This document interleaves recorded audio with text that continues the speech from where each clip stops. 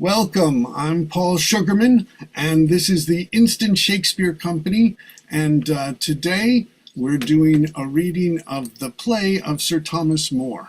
And this is an interesting play because it was never produced in Shakespeare's lifetime. And what most people think is that it was a collaboration of a number of writers. And one of the really interesting historical pieces of this is that one of the pieces of the manuscript was by an unknown writer who was identified as Hand D, who then, in terms of the sort of the writing and the style, was then identified as Shakespeare.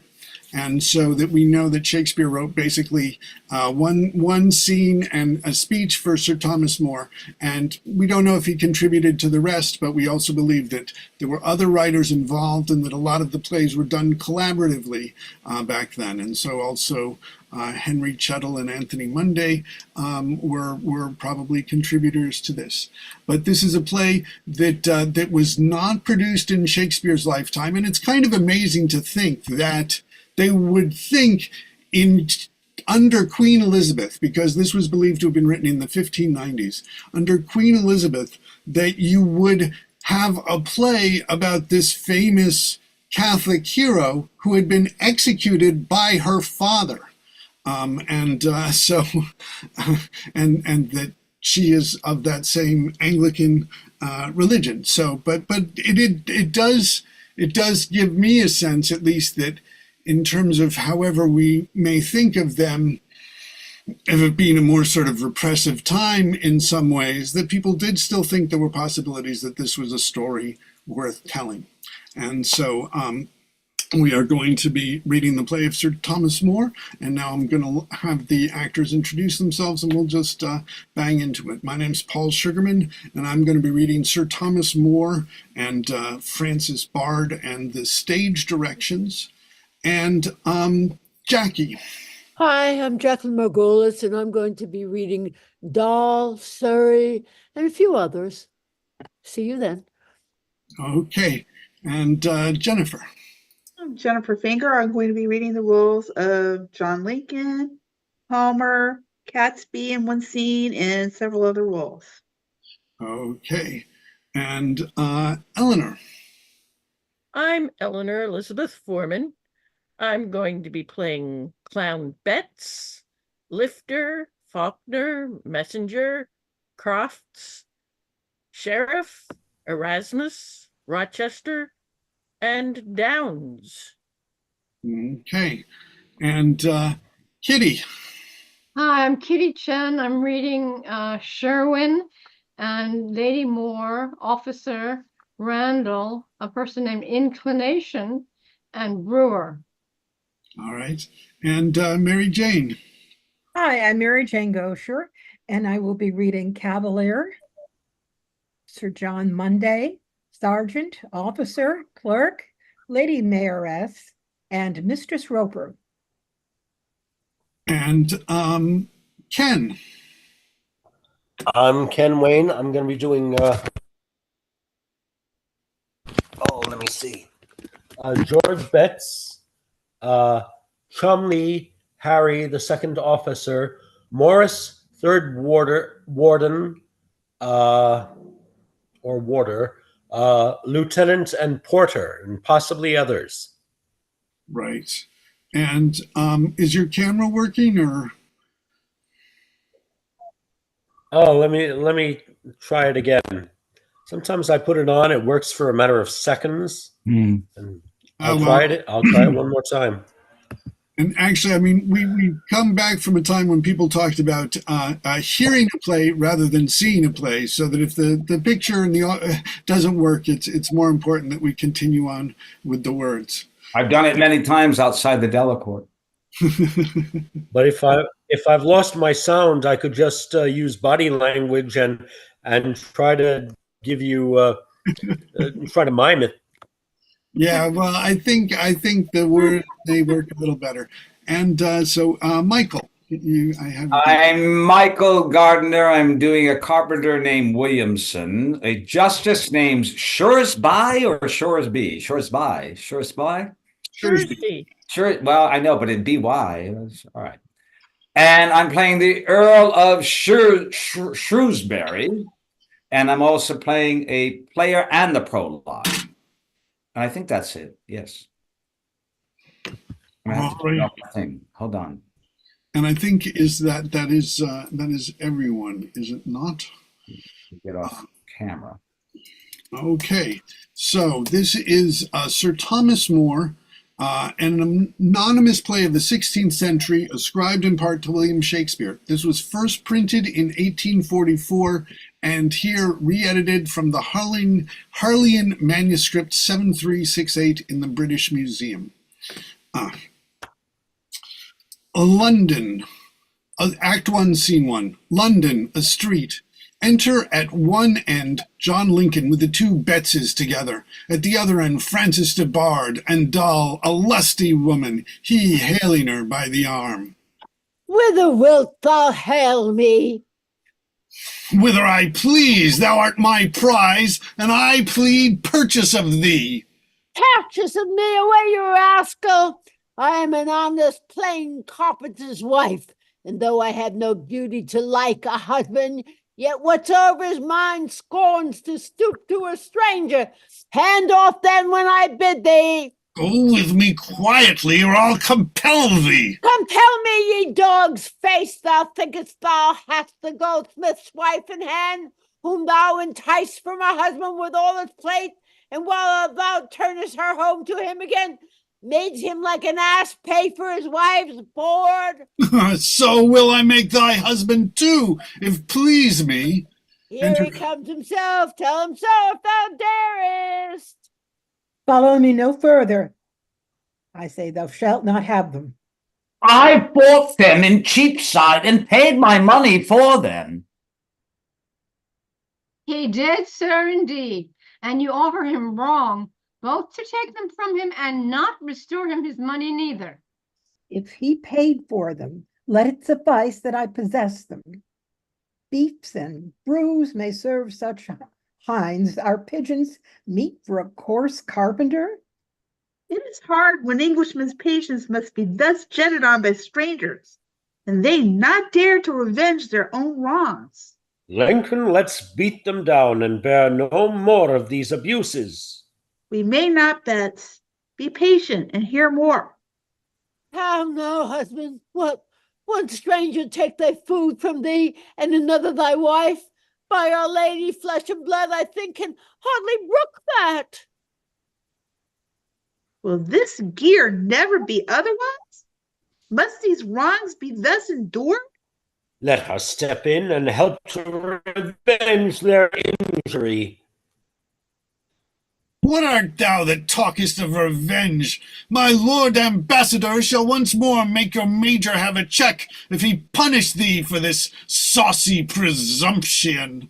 Indeed, my Lord Mayor, on the ambassador's complaint sent me to Newgate one day because, against my will, I took the wall of a stranger. You may do anything. The goldsmith's wife and mine now must be at your commandment. The more patient fools are ye both to suffer it. Suffer it, mend it thou or he, or if ye can or dare, I tell thee, fellows, and she were the mayor of London's wife, had I had her once in my possession, I would keep her, in spite of him that durst say nay. I tell thee, Lombard, these words should cost thy best cape, were I not curbed by duty and obedience. The mayor of London's wife, oh God, shall it be thus? Why, Betts, am I not as dear to my husband as my Lord Mayor's wife to him? And will thou so neglectedly suffer thine own shame? Hands off, proud stranger, or by him that brought me, if men's milky hearts dare not strike a stranger, yet women beat them down ere they bear these abuses. Mistress, I say you shall go along with me. Touch not Doll Williamson, lest she lay thee along on God's dear earth. And you, sir, that allow such coarse hates to carpenters, whilst pigeons, which they pay for, must serve your dainty appetite, deliver them back to my husband again, or I'll call so many women to mine assistance as will not leave 1 inch untorn of thee. If our husbands must be bridled by law and forced to bear your wrongs, Their wives will be a little lawless and soundly beat ye. Come away, Debarde, and let us go complain to my lord ambassador.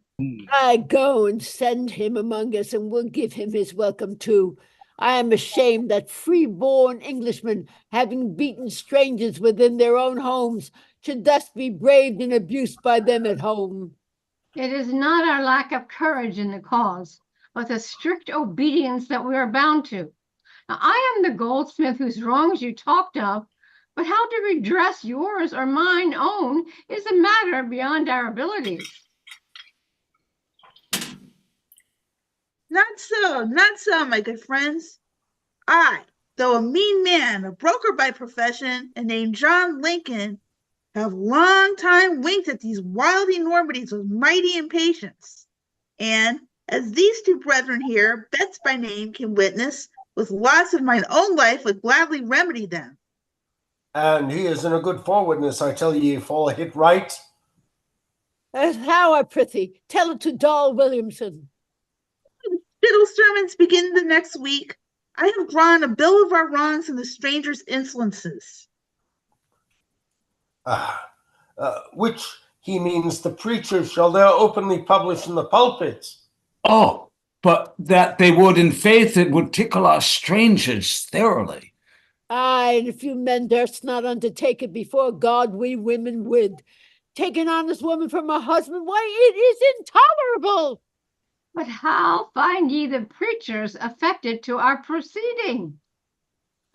Master Dr. Standish hath answered that it becomes not him to move any such thing in his sermon, and tells us we must move the mayor and aldermen to reform it, and doubts not but happy success will ensue on statement of our wrongs.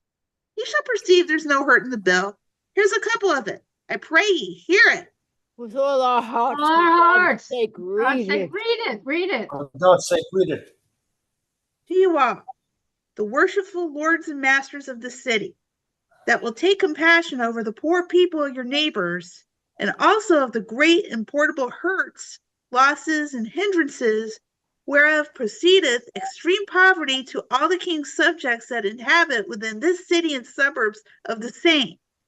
For so it is that aliens and strangers eat the bread from the fatherless children, and take the living from all the artificers, and the intercourse from all the merchants, whereby poverty is so much increased that every man bewaileth the misery of another. For craftsmen be brought to beggary, and merchants to neediness. Wherefore, the premises considered, the redress must be of the common knit and united to one part. And as the hurt and damage grieveth all men, so must all men see to their willing power for remedy, and not suffer the said aliens in their wealth and the natural born men of this region to come to confusion. For God is excellent, and I'll maintain the suit, to be honest. Well, say 'tis read. What is your meaning matter? What? Marry, list to me. No doubt but this will store us with friends enow, whose names we will closely keep in writing. And on May Day next in the morning, we'll go forth a-Maying, but make it the worst May Day for the strangers that ever they saw. How say ye?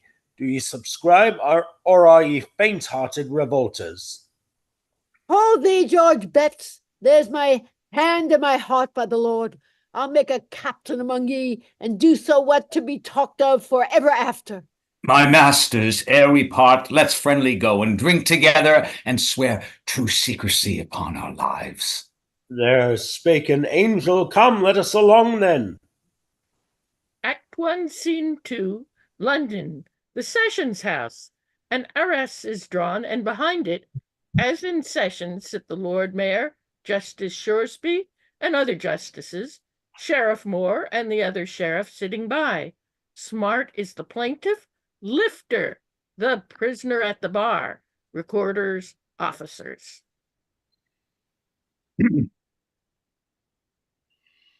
Having dispatched our weightier business, we may give ear to petty felonies. Master Sheriff Moore, what is this fellow? My lord, he stands indicted for a purse. He hath been tried. The jury is together. Who sent him in? That did I, my lord. Had he had right, he had been hanged ere this. The only captain of the cut-purse crew. What is his name? As his profession is, lifter, my lord. One that can lift a purse right cunningly.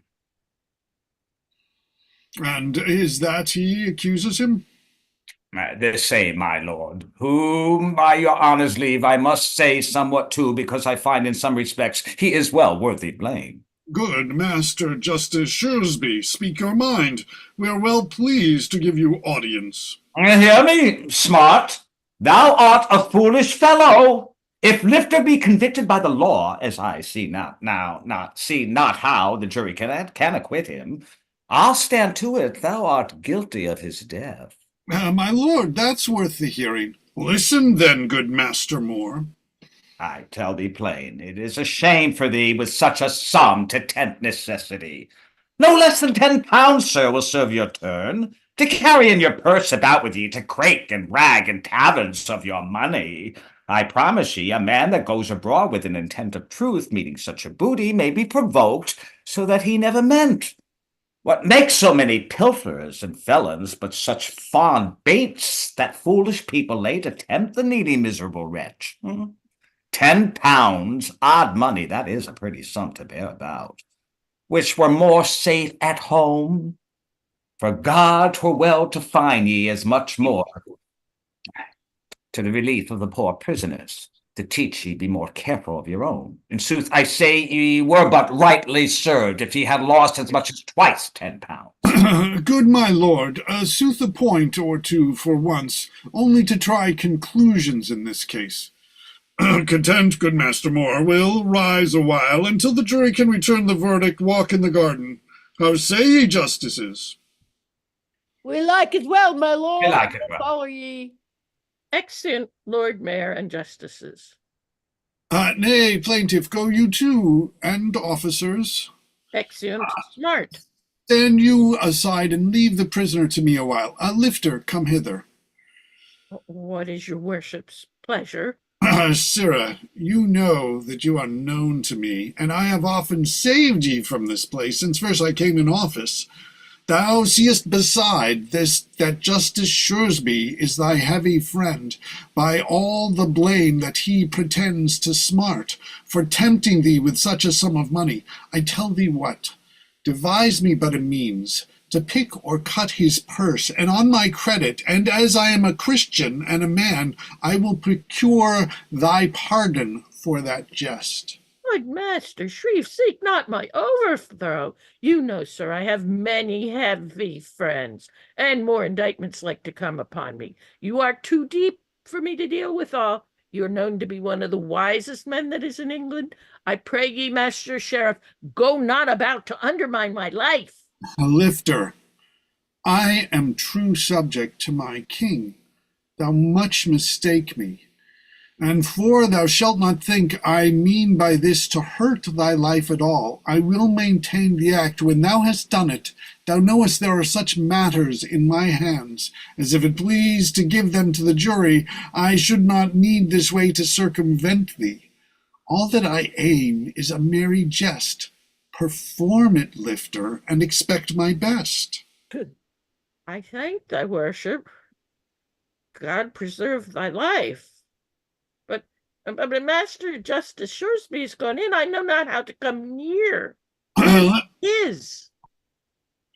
Let me alone for that. I'll be thy setter. I'll send him hither to thee presently, under the colour of thine own request of private matters to acquaint him with. If ye do so, sir, then let me alone. 40 to 1, but then his purse is gone. Well said, but see that thou diminish not one penny of the money, but give it me. It is the cunning act that credits thee. I will, good Master Sheriff, I assure ye. Exeunt Moore. I see the purpose of this gentleman is but to check the folly of the justice for blaming others in a desperate case wherein himself may fall as soon as any. To save my life, it is a good adventure. Silence there, ho! Now doth the justice enter. Enter Justice Shrewsbury. Now, sirrah, now, what is your will with me? Wilt thou discharge thy conscience like an honest man? What sayest to me, sirrah? Be brief, be brief. As brief, sir, as I can. If ye stand fair, I will be brief enough. Speak out and mumble not. What sayest thou, sirrah? Sir, I am charged, as God may be my comfort, with more than's true. Sir, ye are indeed with more than's true, for you are flatly charged with felony. You're charged with more than truth, and that is theft. More than a true man should be charged with all. Thou art a varlet, that's no more than true. Trifle not with me. Do not, sirrah. Confess but what thou knowest. I ask no more. There be, sir, there be, if it shall please your worship. There be, varlet. What will there be? Tell me what there be. Come off on it, there'll be. What be there, knave? There be, sir, diverse, very cunning fellows that, while you stand and look them in the face, will have your purse. An honest knave. Tell me, what are they, where they may be caught? Are those that they look for? You talk of me, sir. Alas, I am a puny. There's one indeed goes by my name. He puts down all for purses. He'll steal your worship's purse under your nose. Art thou so sure, varlet? Well, be as familiar as thou wilt, my knave. 'Tis this I long to know. And you shall have your longing ere ye go. This fellow, sir, perhaps will meet thee thus, or thus, or thus, and in kind compliment pretend acquaintance somewhat doubtfully, and these embraces serve. I marry, Lifter, where serve they? Shrugging gladly, only to feel whether you go full under sail or no, or that your lading be aboard your bark. In plain English, Lifter, if my purse be stored or no. Ye have it, sir.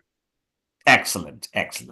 Then, sir, you cannot but for manners' sake walk on with him, for he will walk your way, alleging either you have much forgot him, or he mistakes you. But in this time, has he my purse or no? Not yet, sir. Fie. Nor have I not yours. Enter Lord Mayor, etc. But now we must forbear my lord's return. And murrain on it. Lifter will mourn on. Thou sayest true. There are shrewd knaves indeed. Let them gull me, widgeon me, rook me, fuck me. In faith, they are too short for me. Knaves and fools meet when purses go. Wise men look to their purses well enough. Lifter, is it done? Done, Master Shreve, and there it is. Then build upon my word. I'll save thy life, Lifter. I'll save thy life. Lifter, stand to the bar. The jury have returned the guilty. Thou must die according to the custom. Look to it, Master Shreve. Then, gentlemen, as you are wont to do, because as yet we have no burial place, what charity your meanings to bestow toward burial of the prisoners now condemned, let it be given. There is first for me. And there for me. And me. And me. A body of me? My purse is gone. Gone, sir? What? Here? How can that be? Against all reason, sitting on the bench. Lifter, I talk with you. You have not lifted me. Huh? Suspect ye me, sir? Oh, what a world is this? But hear ye, Master Shuresby, are ye sure ye had a purse about ye? Sure, Master Shreve, as sure as you are there. And in it £7, odd money on my face. £7 odd money. What, were you so mad, being a wise man and a magistrate, to trust your purse with such a liberal sum? £7 on money. God, for God, it is a shame with such a sum to tempt necessity. I promise ye, a man that goes abroad with an intent of truth, meeting such a booty, may be wrought to that he never thought. What makes so many pilferers and felons but these fond habits that foolish people lay to tempt the needy, miserable wretch? Should he be taken now that has your purse, I stand to it, you are guilty of his death. For questionless he would be cast by law. 'Twere a good deed to fine ye as much more to the relief of the poor prisoners, to teach ye to lock your money up at home. Well, Master Moore, you are a merry man. I find ye, sir, I find ye well enough. Nay, ye shall see, sir, trusting thus your money, and lift her here in trial for like case. But that the poor man is a prisoner, it would be now suspected that he had it. Thus may ye see what mischief often comes by the fond carriage of such needless sums. Believe me, Master Shrewsbury, this is strange. You being a man so settled in assurance will fall in what you condemned in other. Well, Master Shrewsbury, there's your purse again, and all your money. Fear nothing of more. Wisdom still keeps the means and locks the door. Act 1, Scene 3. London, a state apartment. Enter the Earls of Shrewsbury and Surrey, Sir Thomas Palmer, and Sir Roger Cholmondeley. My Lord of Surrey and Sir Thomas Palmer, might I with patience tempt your great advice? I tell ye true that in these dangerous times I do not like this frowning vulgar brow. My searching eye did never entertain a more distracted countenance of grief than I have late observed in the displeased commons of the city. 'Tis strange that from his princely clemency, so well a tempered mercy and a grace to all the aliens in this fruitful land, that this high-crested insolence should spring from them, that breathe from his majestic bounty, that fattened with the traffic of our country, already leaps into his subject's face.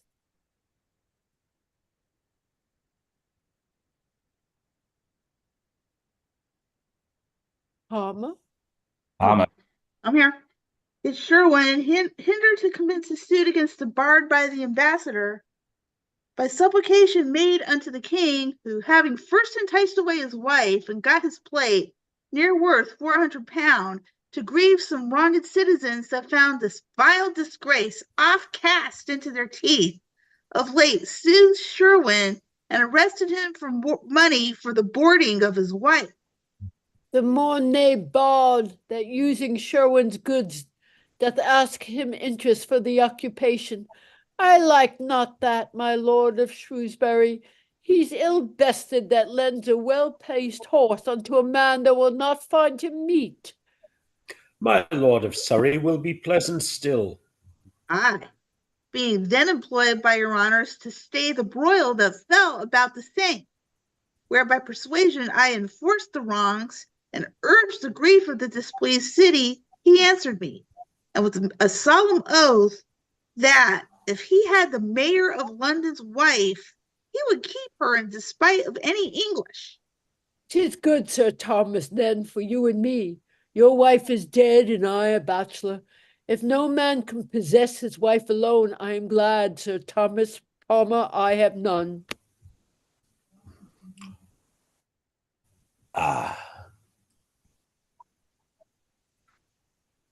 If I take a wife, it shall find her meat. And reason good. Sir Roger Cromley too, if these hot Frenchmen needfully will have sport, they should in kindness yet defray the charge.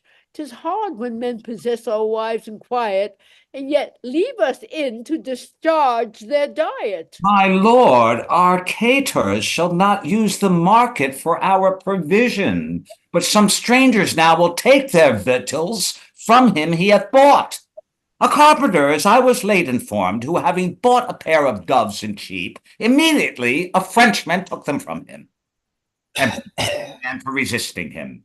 And when the fellow did complain his wrongs, he was severely punished for his labor. But if the English blood be once but up, as I perceive their hearts already full, I fear me much, because their seems behold, some of these saucy aliens for their pride will fill it soundly, wheresoever it lights. This tide of rage that with the eddy strives, I fear me much will drown too many lives. Now, afore God, your honours, pardon me. Men of your place and greatness are to blame. I tell you true, my lords, and that his majesty is not informed of this base abuse, and daily wrongs are offered to his subjects. For if he were, I know his gracious wisdom would soon redress it. Sirrah, what news? None good, I fear.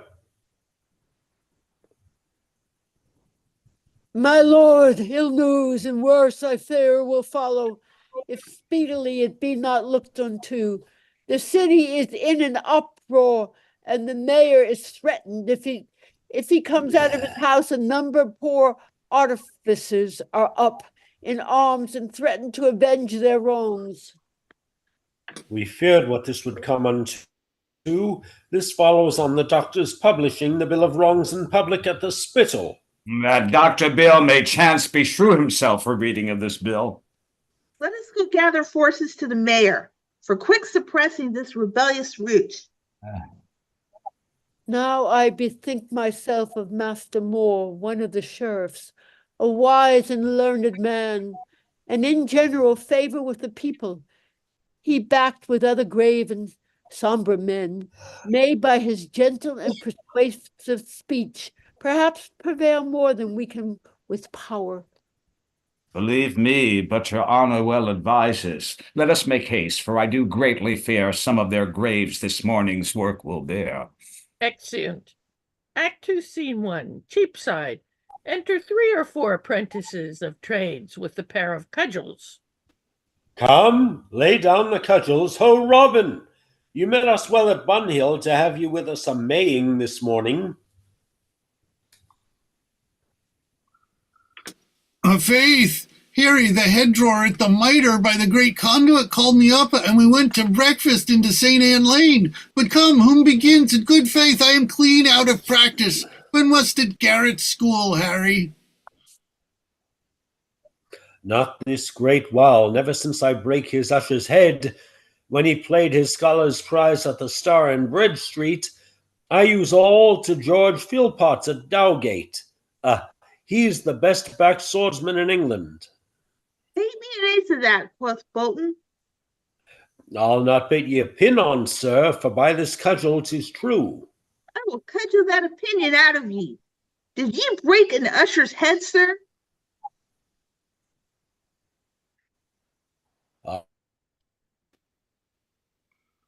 Aye, marry did I, sir.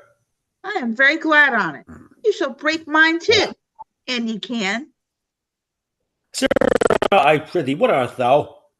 Why, I am apprentice as thou art. Seest thou now? I'll play with thee a blunt here in Cheapside, and when thou hast done, if thou beest angry, I'll fight with thee at Sharp in Moor Fields. I have a sword to serve my turn in a favor. Come, Julie, to serve. Act 2, Scene 2, Saint Martin le Grand. Enter Lincoln, the 2 Bateses, Williamson, Sherwin, and others armed. Doll in a shirt of mail, a headpiece, sword and buckler, a crew attending.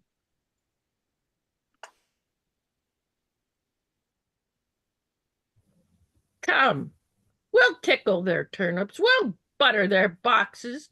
Shall strangers rule the roost? Yes, but we'll baste the roost. Come, come, a flaunt, a flaunt.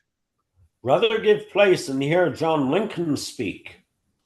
Aye, Lincoln my leader, and Doll my true breeder, will with the rest of our crew shall ranten to return. do all what they can. Shall we be bobbled braved? No. Shall we be held under? No. We are freeborn, and do take scorn to be used so. Peace there, I say. Hear Captain Lincoln speak. Keep silence till we know his mind at large. And largely delivers, speak fully. And he that presumes to interrupt thee in thy oration, thence for him. Then, gallant bloods, you whose free souls do scorn to bear the enforced wrongs of aliens, add rage to resolution. Fire the houses of these audacious strangers. This is St. Martin's, and yonder dwells Mutus, a wealthy Picardy. At the Green Gate, the Bard, Peter Van Hollock, Adrian Martin, with many more outlandish fugitives. Shall these enjoy more privilege than we in our own country? Let's then become their slaves. Since justice keeps them not them in greater awe, we be ourselves rough ministers of law. Use no more swords, nor no more words, but fire the houses. Brave Captain Courageous, fire me their houses. Aye, for we may as well make bonfires on May Day as at midsummer. We'll alter the day in the calendar and set it down in flaming letters. In flaming letters? Stay! No, that would much endanger the whole city, whereto I would not the least prejudice. No, nor I neither. So may mine own house be burned for company. I tell you what, we'll drag the strangers into more fields and there bombast them till they stink again. And that's soon done, for they smell for fear already. Let some of us into the strangers' houses, and if we find them there, then bring them forth. But if you bring them forth, there you find them. I'll ne'er allow that. Now for Mars, for thy honor, Dutch or French, though it be a wench, I'll upon her. Now, lads, sure shall we labor in our safety? I hear the mayor hath gathered men in arms, and that Shrevemore an hour ago rise some of the privy council in at Ludgate. Force now must make our peace, or else we fail. 'Twill soon be known we are the principal. And what of that? If thou beest afraid, husband, go home again and hide thy head. For by the Lord, I'll have a little sport. Now we are at it.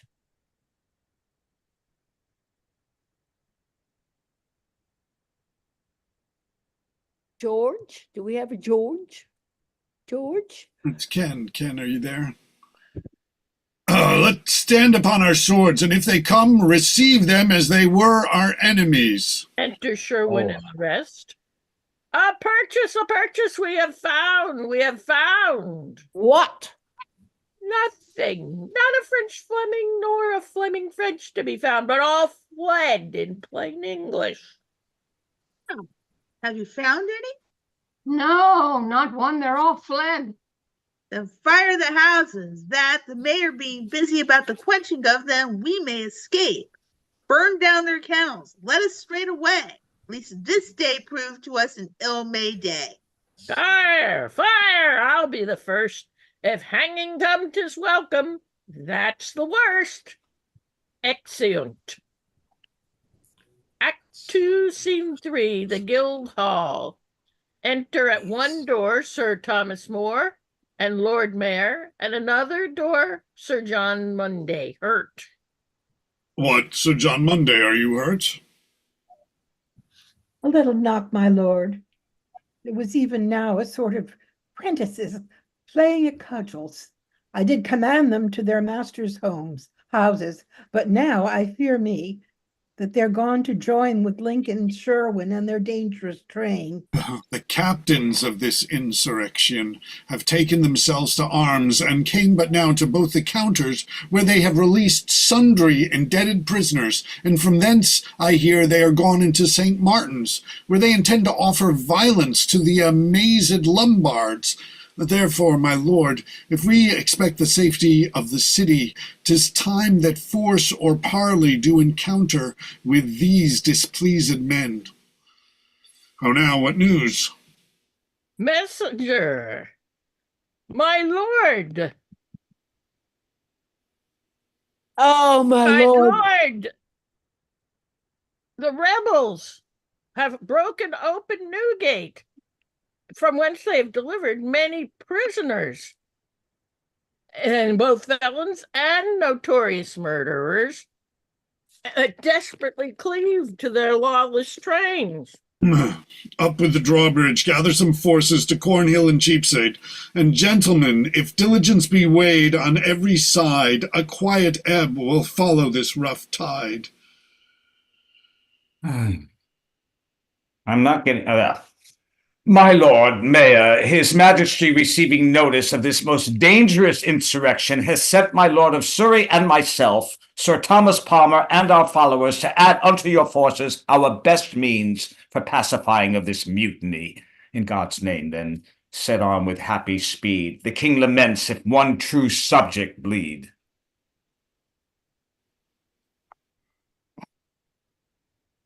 Oh.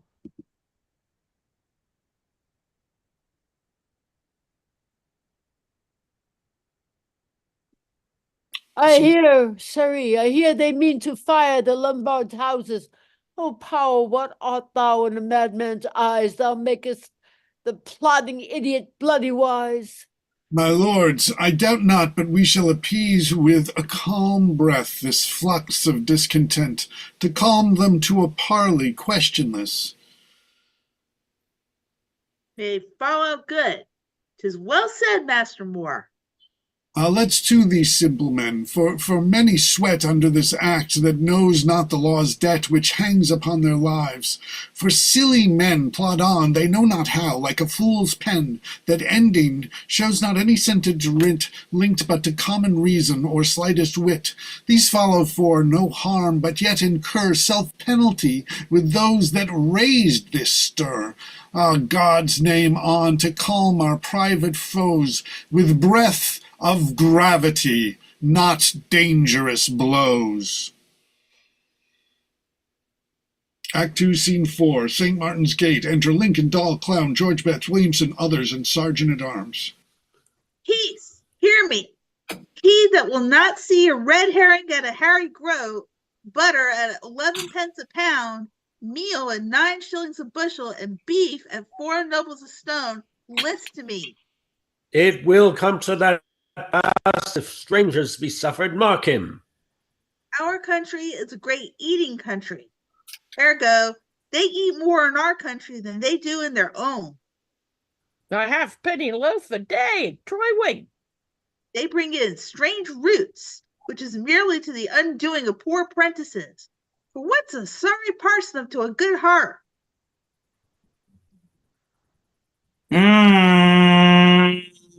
Trash.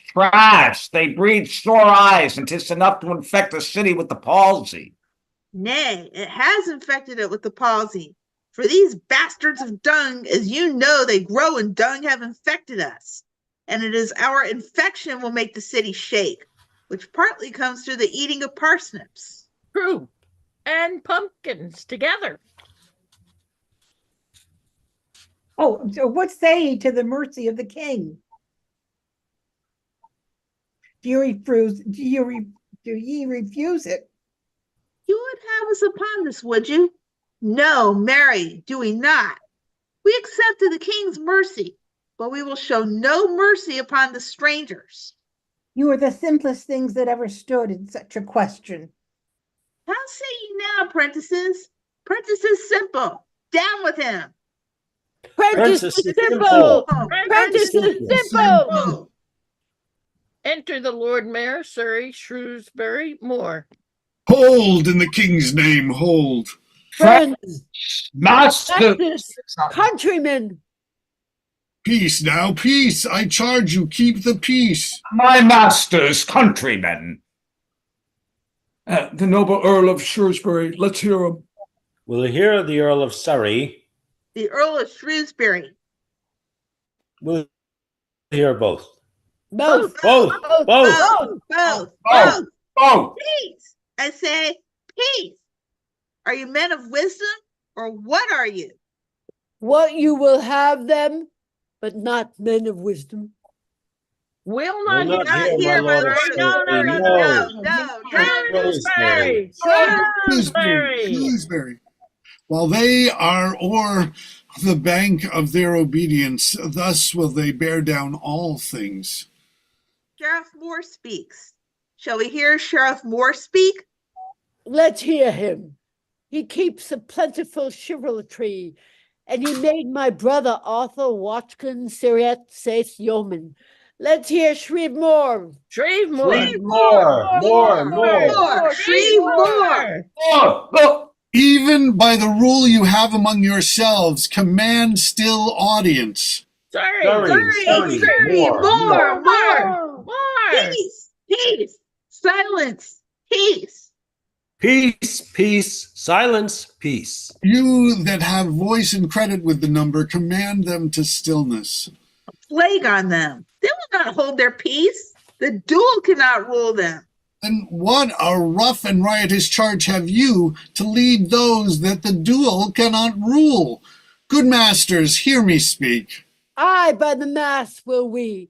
More thou art a good housekeeper, and I think thy good worship for my brother Arthur Watkins. Peace.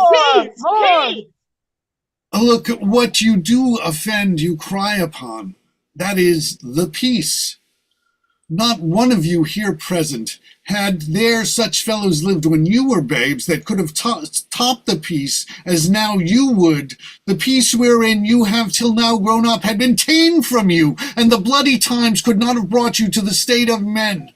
Alas, poor things, what is it you have got, although we grant to get the thing you seek? Marry, the removing of the strangers, which cannot choose but much advantage the poor handicrafts of the city. Grant them removed, and grant that this, your noise, hath chid down all the majesty of England.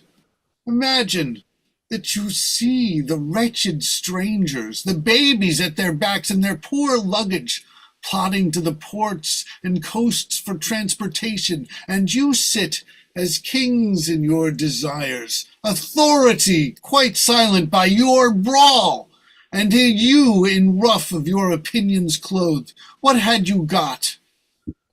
I'll tell you, you had taught how insolence and strong hand should prevail, how order should be quelled, and by this pattern not one of you should live an aged man, for other ruffians, as their fancies wrought, with the self-same hand, self-reasons, and self-right, would shark on you, and men like ravenous fishes would feed on one another. Before God, that's as true as the gospel. Nay, this is a sound fellow, I tell you. Let's mark him. Let me set up before your thoughts, good friends, on supposition, which if you will mark, you shall perceive how horrible a shape your innovation bears. First, 'tis a sin, which oft the apostle did forewarn us of, urging obedience to authority, and 'twere no error if I told you all you were in arms against your God himself. Marry, God Mary, forbid God that. forbid God that. forbid that. Yea, certainly you are. For to the king God hath his office lent, of dread, of justice, power, and command, hath bid him rule, and willed you to obey. And to add ampler majesty to this, he hath not only lent the king his figure, his throne and sword, but given him his own name, calls him a god on earth. What do you then, rising against him that God himself installs, but rise against God? What do you to your souls in doing this?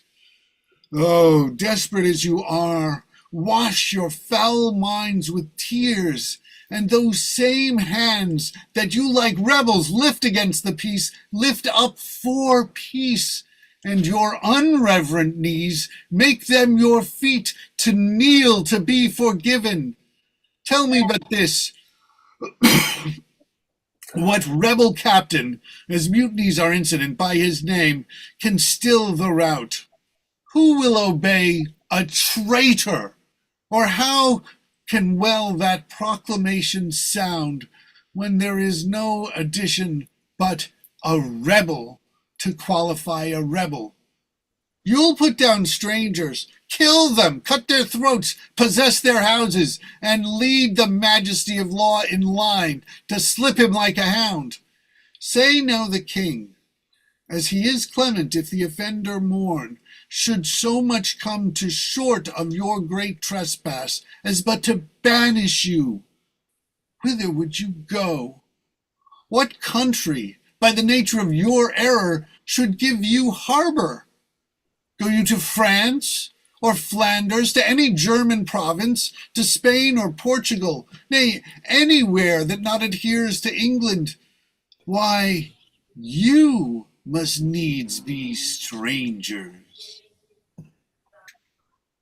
Would you be pleased to find a nation of such barbarous temper that breaking out in hideous violence would not afford you an abode on earth, when their detested knives against your throats spurn you like dogs, and like as if that God owed not nor made not you, not what the claimants were not at all appropriate to your comforts, but chartered unto them? What would you think to be thus used?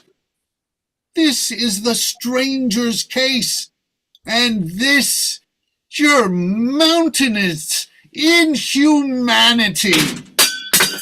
Faith is said true. That's true. Do as we may Let's be do done as too. we May be done to. We'll be ruled by you, Master Moore, if you'll stand our friend to procure our pardon. Submit you to these noble gentlemen, entreat their meditations to the king.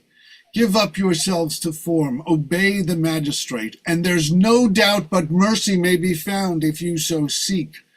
To persist in it is present death.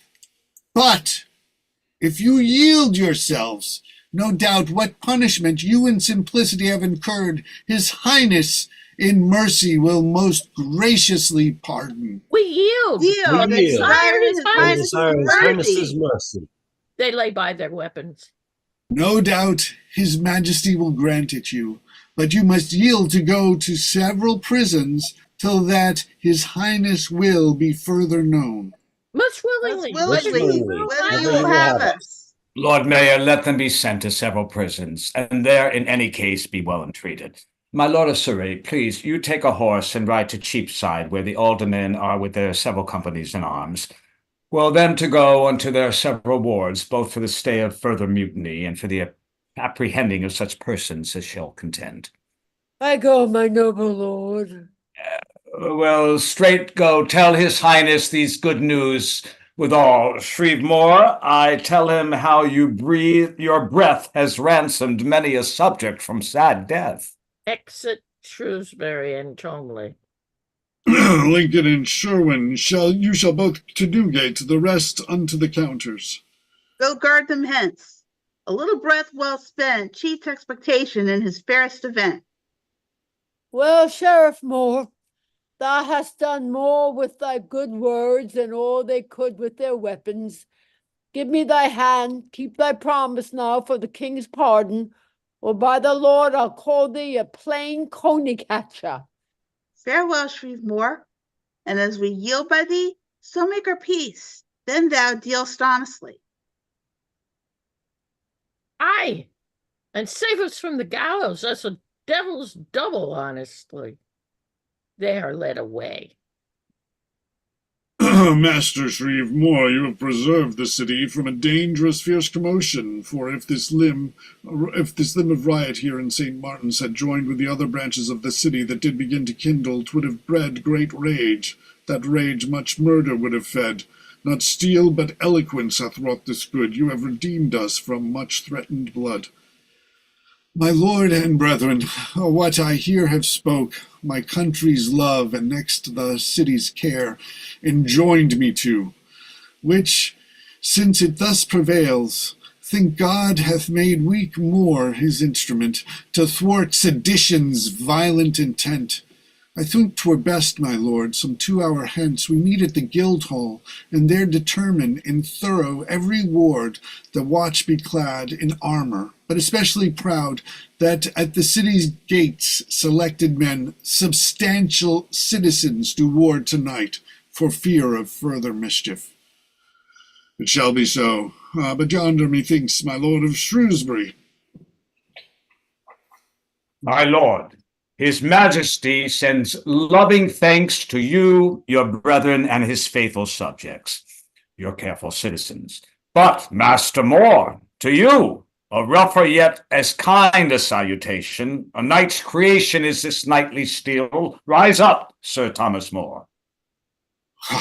I thank his highness for thus honouring me. This is but first taste of his princely favor, for it has pleased his high majesty, noting your wisdom and deserving merit, to put this staff of honor in your hand, for he has chose you of his privy council. My lord, for to deny my sovereign's bounty were to drop precious stones into the heaps whence they first came, to urge my imperfections in excuse were all as stale as custom. No, my lord, my service is my king's, good reason why, since life or death hangs on our sovereign's eye. His majesty has honoured much the city in this princely choice. My lord and brethren, though I depart for court, my love shall rest with you, as heretofore a faithful guest. I now must sleep in court, sound sleep forbear.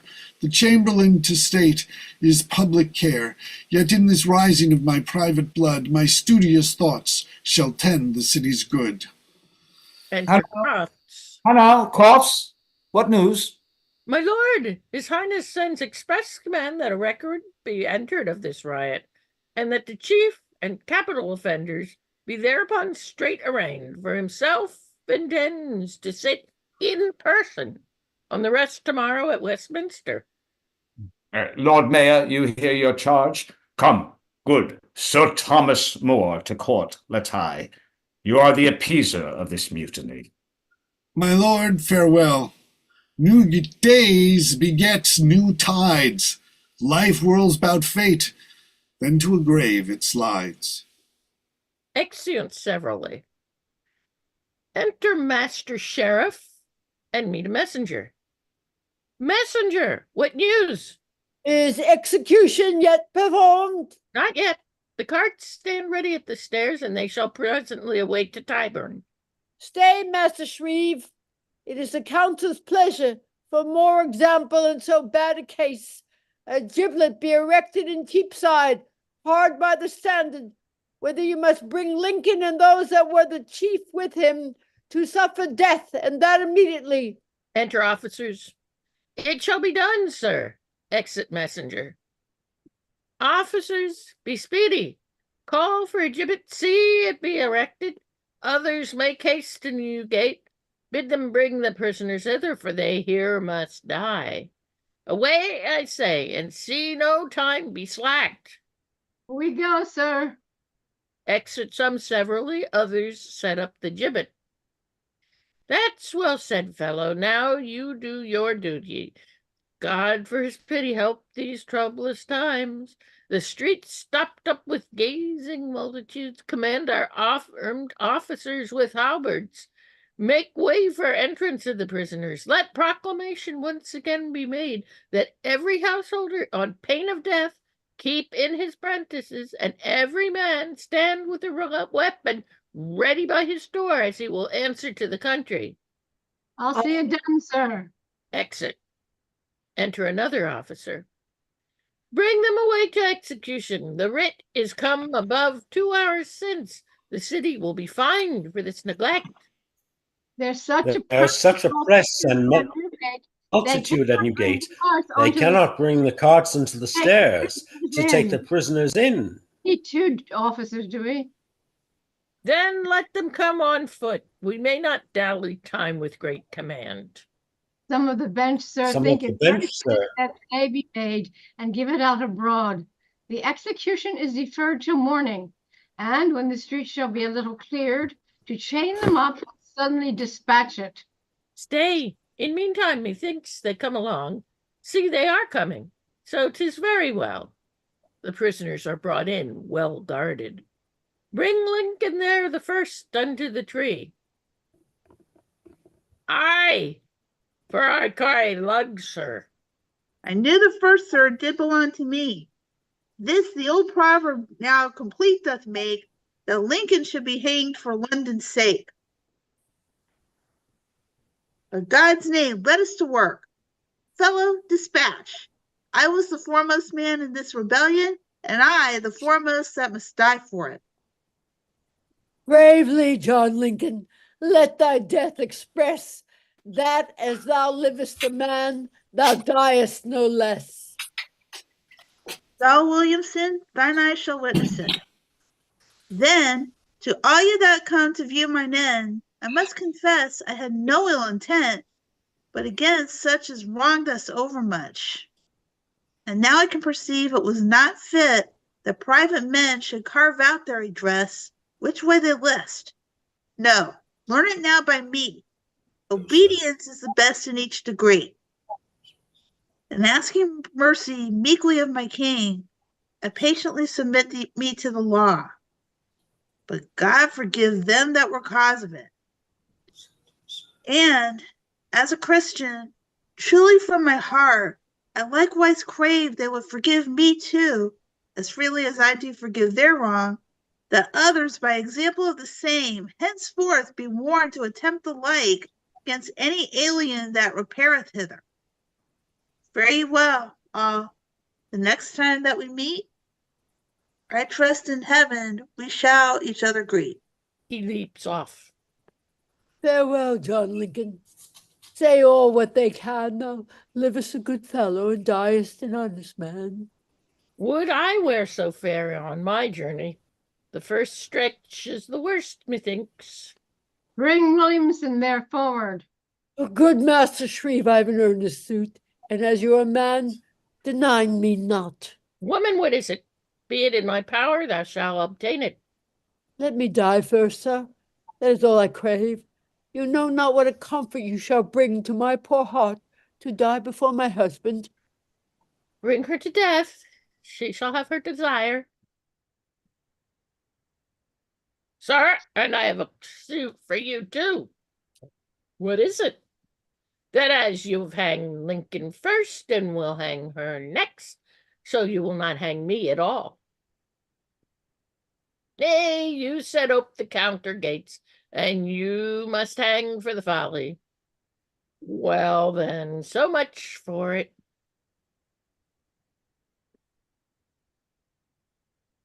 So much for it. Say her, sir, your free bounty much contents my mind. Commend me to that good Shreve Master More, and tell him, had it not been for his persuasion, John Lincoln had not hung there as he does. We would first have locked us up in Lidenhall, and there been burnt to ashes with the roof. Woman, what Master More did was a subject's duty, and hath so pleased our gracious lord the king, that he is hence removed to higher place, and made of counsel to his majesty. Well is he worthy of it, by my troth. An honest, wise, well-spoken gentleman, yet would I praise his honesty much more if he had kept his word and saved our lives. But he had kept his word, but let that pass. Men are but men, and so words are but words, and pays not what men owe. You, husband, since perhaps the world may say that through my means thou comest thus to thy end, here I begin this cup of death to thee, because thou shalt be sure to taste no worse than I have taken that must go before thee. What though I be a woman? That's no matter. I do owe God a debt, and I must pay him. Husband, give me thy hand, be not dismayed. This chair being chaired, then all of our debt is paid. Only 2 little babes we leave behind us, and all I can bequeath them at this time is but the love of some good honest friend to bring them up in charitable sort. What, masters, he goes up that never holds, and they may live to mend their parents' fault. Well said, wife. In faith thou cheerest my heart. Give me thy hand. Let's kiss, and so let's part. He kisses her on the latter. The next kiss, Williamson, shall be in heaven. Now cheerily, lads. George bets a hand with thee, and thine too, Ralph, and thine, good honest Sherwin. Now let me tell the women of this town, no stranger yet brought doll to lying down so long as I am Englishman can see, nor French nor Dutch shall get a kiss of me. And when that I am dead, for me yet say, I died in scorn to be a stranger's prey. A great shout and noise, cry within, pardon, pardon, pardon, pardon. Room for the Earl of Surrey, room there, room. Enter Surrey. Save the man's life if it be possible. It is too late, my lord, he's dead already. I tell you, Master Sheriff, you are too forward to make such haste with men unto their death. I think your pains will merit little thanks, since that his highness is so merciful as not to spill the blood of any subject. My noble lord, would we so much had known! The council's warrant hastened our dispatch. It had not else been done so suddenly. Sir Thomas more humbly upon his knee did beg the lives of all, since on his word they did so gently yield. The king hath granted it, and made him Lord High Chancellor of England, accordingly as he worthily deserved. Since Lincoln's life cannot be had again, then for the rest, from my dread sovereign's lips, I have pronounced free pardon for them all. God save the king! God save the king! My good Lord Chancellor and the Earl of Surrey! Flinging up caps. And Doll desires it from her very heart. More's name may live for this right noble part, and wheresoever we talk of ill May Day, praise More. His Highness clemency and mercy, which in the arms of mild and meek compassion would rather clip you as a loving nurse oft doth the wayward infant than to leave you to the sharp rod of justice, so to joy you to such lewd assemblies and beget unlawful riots and such treacherous acts, that striking with a hand of private hate, maim your dear country with a public wound. O God, that mercy whose majestic brow should be unwrinkled, and that awful justice which looketh up through a veil of sufferance upon the frailty of the multitude, should with the clamors of outrageous wrongs be stirred and wakened thus to punishment. But your deserved death he doth forgive, who gives you life, pray all he long may live. God save the king! God Save the king! save My the good Lord Chancellor and the Earl of Surrey! Exeunt. Act 3, Scene 2. Exeunt. Sir John Munday, exeunt. Exeunt, Sir John Munday. Mary Jane Gocher, exeunt. What? Eleanor, just go on. Just continue, please. Yeah, I'm sorry, I don't have that in my script. You're supposed to stop your video, but go ahead, Eleanor. It's fine. Oh, all right, I'll stop my video. Fine. I didn't realize what you were saying. Very sorry. It's okay. Act 3, Scene 2, Chelsea, a room in Moore's house. A table being covered with a green carpet, a state cushion on it, and the purse and mace lying thereon. Enter Sir Thomas More. It is in heaven that I am thus, and that which we profanely term our fortunes is the provision of the power above, fitted and shaped just to that strength of nature which we are born withal. Good God, good go, that I, from such an humble bench of birth, should step up as 'twere to my country's head, to give the law out there, aye, in my father's life, to take prerogative and tithe of knees from elder kinsmen, and him bind by my place, to give the smooth and dexter way to me, that owe it him by nature. Sure, these things not physicked by respect might turn our blood to much corruption, but more, the more thou hast, either of honor, office, wealth, and calling, which might excite thee to embrace and hub them, the more do thou in serpents' natures think them. Fear their gay skins with the thought of their sharp state, and let this be thy maxim. To be great is when the thread of heyday is once spun, a bottom great wound up, great undone. Come on, sir, are you ready? Enter Randall, attired like Sir Thomas More. Yes, my lord, I stand but on a few points. I shall have done presently. Before God, I have practiced your lordship's shift so well that I think I shall grow proud, my lord. To fit thou shouldst wax proud, or else should thou never be near allied to greatness. Observe me, sirrah. The learned clerk Erasmus is arrived within our English court. Last night, I hear, he feasted with our honored English poet, the Earl of Surrey, and I learned today the famous clerk of Rotterdam will visit Sir Thomas More. Therefore, sir, take my seat. You are Lord Chancellor. Dress your behaviour according to my carriage, but beware you talk not overmuch, for 'twill betray thee. Who prates not much seems wise, his wit few scam, while the tongue blabs tales of the imperfect man. I'll see if great Erasmus can distinguish merit and outward ceremony. If I do not serve a share of playing of your lordship well, let me be yeoman usher to your sumpter, and be banished from wearing of a gold chain forever. Well, sir, I'll hide our motion, act my part with a firm boldness, and thou winst my heart. Enter the Shreve, with Faulkner, a ruffian, and officers. How now? What's the matter? Tug me not, I'm no bear. Smiled, if all the dogs in Paris Garden hung at my tail, I'd shake 'em off with this, that I'd appear before no king christened but my good Lord Chancellor. We'll christen you, sir. I'll bring him forward. How now? What tumults make you? The azured heavens protect my Lord Noble Chancellor. What fellow's this? A ruffian, my lord, that it said. Mary Jane, would you like to read the Shreve here? Sure. A ruffian, my lord, that hath set half the city in uproar. My lord! There was a fray in Paternoster Row, and because they would not be parted, the street was choked up with carts.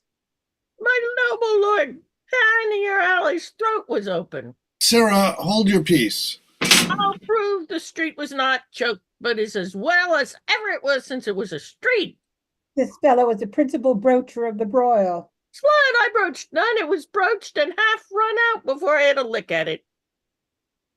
And would be brought before no justice but your honor. I am hailed, my lord noble. No ear to choose for every trivial noise but mine, and in so full time away. You wrong me, Master Shreve. Dispose of him at your own pleasure. Send the knave to Newgate. Excellent, Sir Thomas More. I appeal from Newgate to any of the two worshipful counters. Fellow, whose man are you that are thus lusty? My name's Jack Faulkner. I serve next under God, and my Prince Master Morris, secretary to my Lord of Winchester. A fellow of your hair is very fit to be a secretary's follower. I hope so, my lord.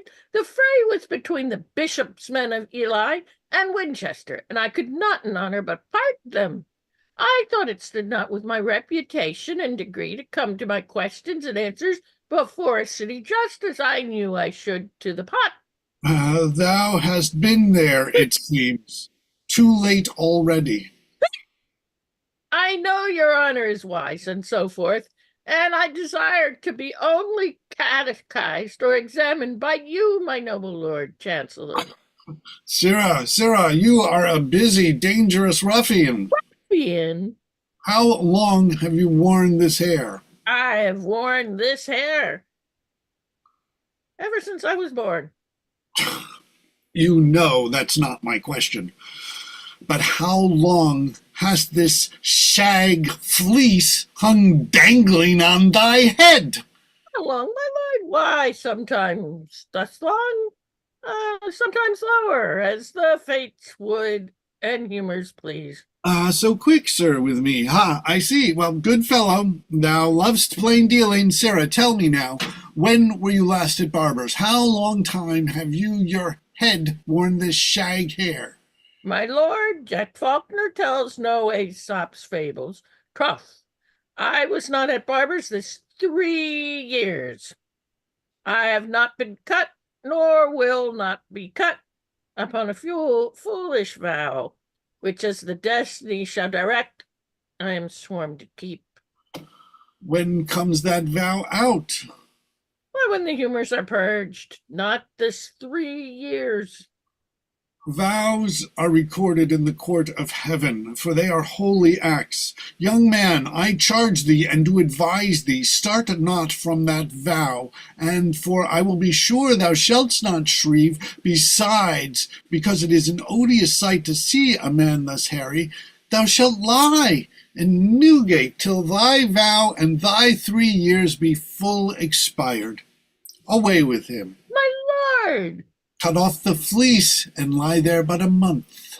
I'll not lose a hair to be Lord Chancellor of Europe. Well, to Newgate then. Sirrah, great sins are bred in all that body where there's a foul head. Away with him. Exeunt all except Randall. Enter Surrey, Erasmus, and attendants. Now, great Erasmus, you approach the presence of a most worthy, learned gentleman. This little isle holds not a truer friend unto the arts, nor doth his greatness add a fain flourish to his worthy parts. He's great in study, that's the statist's grace, that gains more reverence than the outward place. Report, my lord, hath crossed the narrow seas, and to the several parts of Christendom hath borne the fame of your Lord Chancellor. I long to see him, with whom with loving thoughts I in my study oft have visited. Is that Sir Thomas More? It is Erasmus. Now shall you view the honorablest scholar, the most religious politician, the worthiest counselor that tends our state. That study is the general watch of England. It is the prince's safety and the peace that shines upon our commonwealth, are forged by loyal industry. I doubt him not. To be as near the life of excellence as you proclaim him, when his meanest servants are of some weight. You saw my lord his porter give entertainment to us at the gate, in Latin good phrase. What's the master, then, when such good parts shine in his meanest men? His lordship hath some weighty business, for see yet he takes no notice of us. I think 'twere best I did my duty to him in a short Latin speech. Qui in celeberrima patria natus est, et gloriosa, plus habet negoti ut in lucem veniet, quamqui.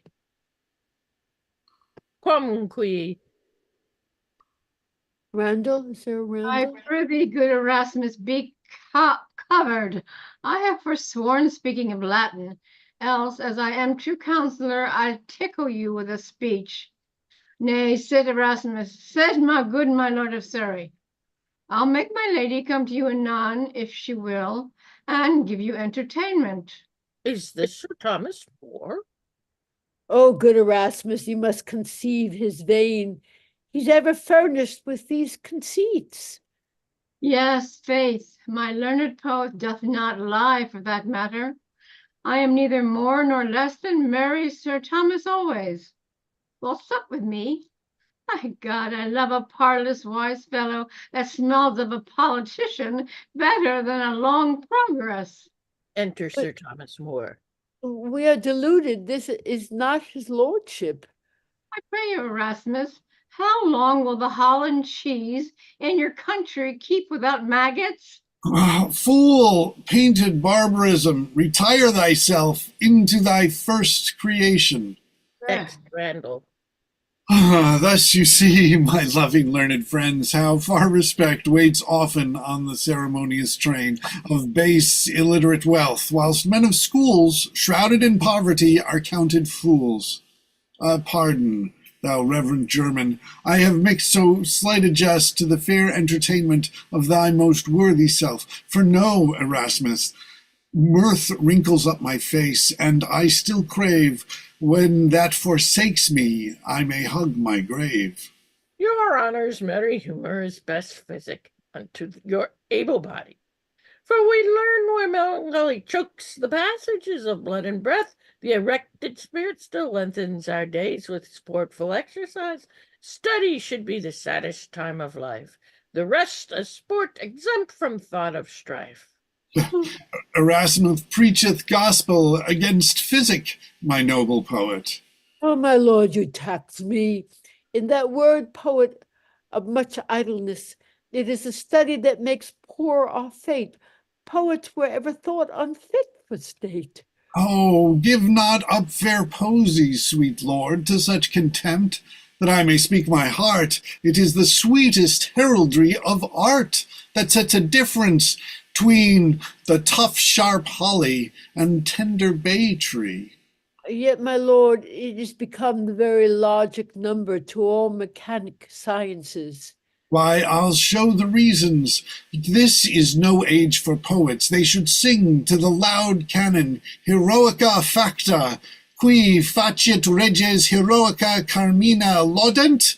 And as the great subjects of their pen decay, even so unphysicked they do melt away. Enter Master Morris. Come, will your lordship in?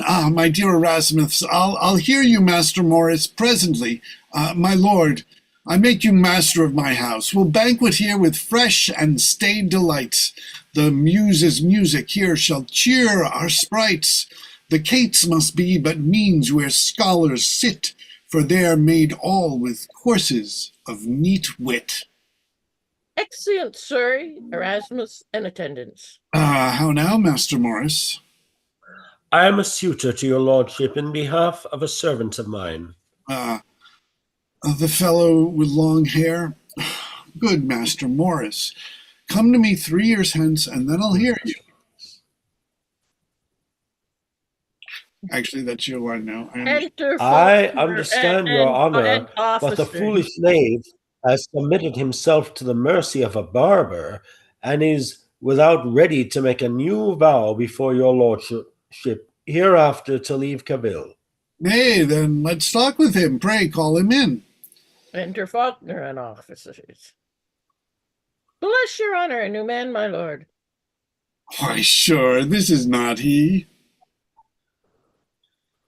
No, my lord, lost all that ever God sent me. What? Your lordship will, the barber shall give you a sample of my head. I am he in faith, my lord, I am ipse. Why, now thy face is like an honest man's. Thou hast played well at this new cut and won. No, my lord, lost all that ever God sent me. God sent thee into the world as thou art now, with a short hair. How quickly are 3 years run out of Newgate. I think so, my lord, for there was but a hair's length between my going thither and so long time. Because I see some grace in thee, go free. Discharge him, fellows. Farewell, Master Morris. Thy head is for thy shoulders now more fit. Thou hast less hair upon it, but more wit. Excellent. Not I tell thee always of these locks? And the locks growing again, all the goldsmiths in Cheapside should not pick them open. It's hard if my hair stand not on end when I look for my face in a glass. I am a polecat. Here's a lousy jest. But if I notch not that road Tom barber that makes me look thus like a brownist, hang me. I'll be worse to the nitical knave than 10 tooth drawings. Here's a head with a pox. What ails thou? Art thou mad now? Mad now? Nails of loss of hair cannot mad a man. What can?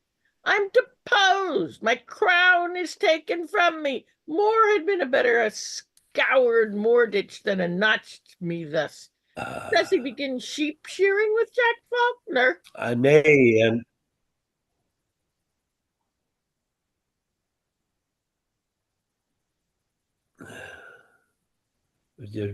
Does he begin sheep shearing with Jack Faulkner? Nay, and you feed this vein, sir, fare you well. Why, farewell, Frost. I'll go hang myself out for the pole head. Make a sarrakin of Jack? Thou desperate knave, for that I see the devil wholly gets hold of thee. The devil's a damn rascal. I charge thee, wait on me no more. No more call me thy master. Why then a word, Master Morris. I'll hear no words, sir. Fare you well. Blood, farewell. Why dost thou follow me? Because I'm an ass.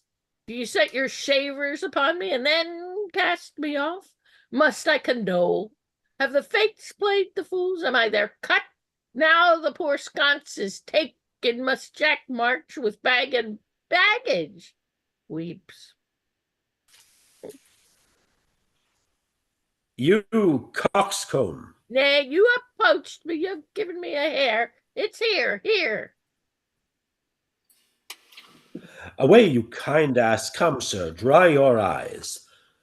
Keep your old place and mend these fooleries. I care not to be turned off and twirl a ladder, so it be in my humor, or the fates beckon to me. Nay, pray, sir, if the destiny spin me a fine thread, Faulkner flies another pitch, and to avoid the headache hereafter, before I'll be a hairmonger, I'll be a whoremonger. Exeunt. Act 3, Scene 3, Chelsea, antechamber in Moore's house. Enter a messenger to Thomas More. My honorable lord, the mayor of London, accompanied with his lady and her train, are coming hither and are hard at hand to feast you with the servants come before to tell your lordship of their near approach. Why, this is cheerful news. Friends, go and come. Reverend Erasmus, whose delicious words express the very soul and life of wit, newly took sad leave of me, and with tears troubled the silver channel of the Thames, which, glad of such a burden, proudly swelled, and on her bosom bore him toward the sea. He's gone to Rotterdam. Peace go with him. He left me heavy when he went from hence, but this recomforts me, the kind Lord Mayor. His brethren aldermen, with their fair wives, will feast this night with us. Why, so it should be. Moore's merry heart lives by good company. Good gentlemen, be careful, give great charge. Our diet be made dainty for the taste, for all people that earth affords. The Londoners fare richest at their boards. Exeunt. Act 4, Scene 1, Chelsea, a room in Moore's house. Enter Sir Thomas More, Master Roper, and servingmen setting stools. Come, my good fellows, sir, be diligent. Sloth is an idle fellow. Leave him now. The time requires your expeditious service. Place me here stools to set the ladies on. Son Roper, you have given order for the supper?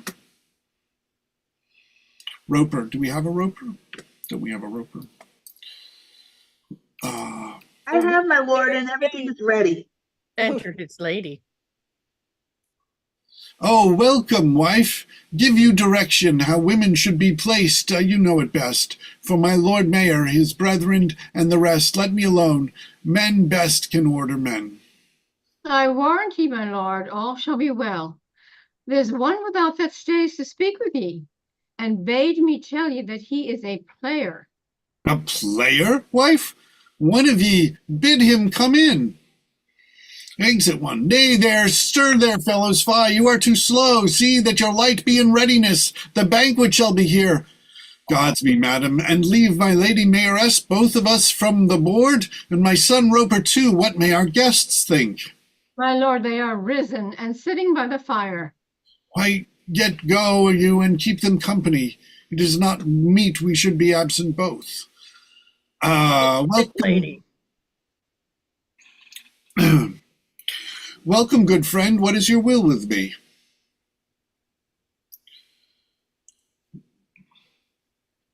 Enter Um, player. My lord, my fellows, and I'm coming. I'm sorry. My lord, my fellows and myself are come to tender you our willing service, so please you to command us.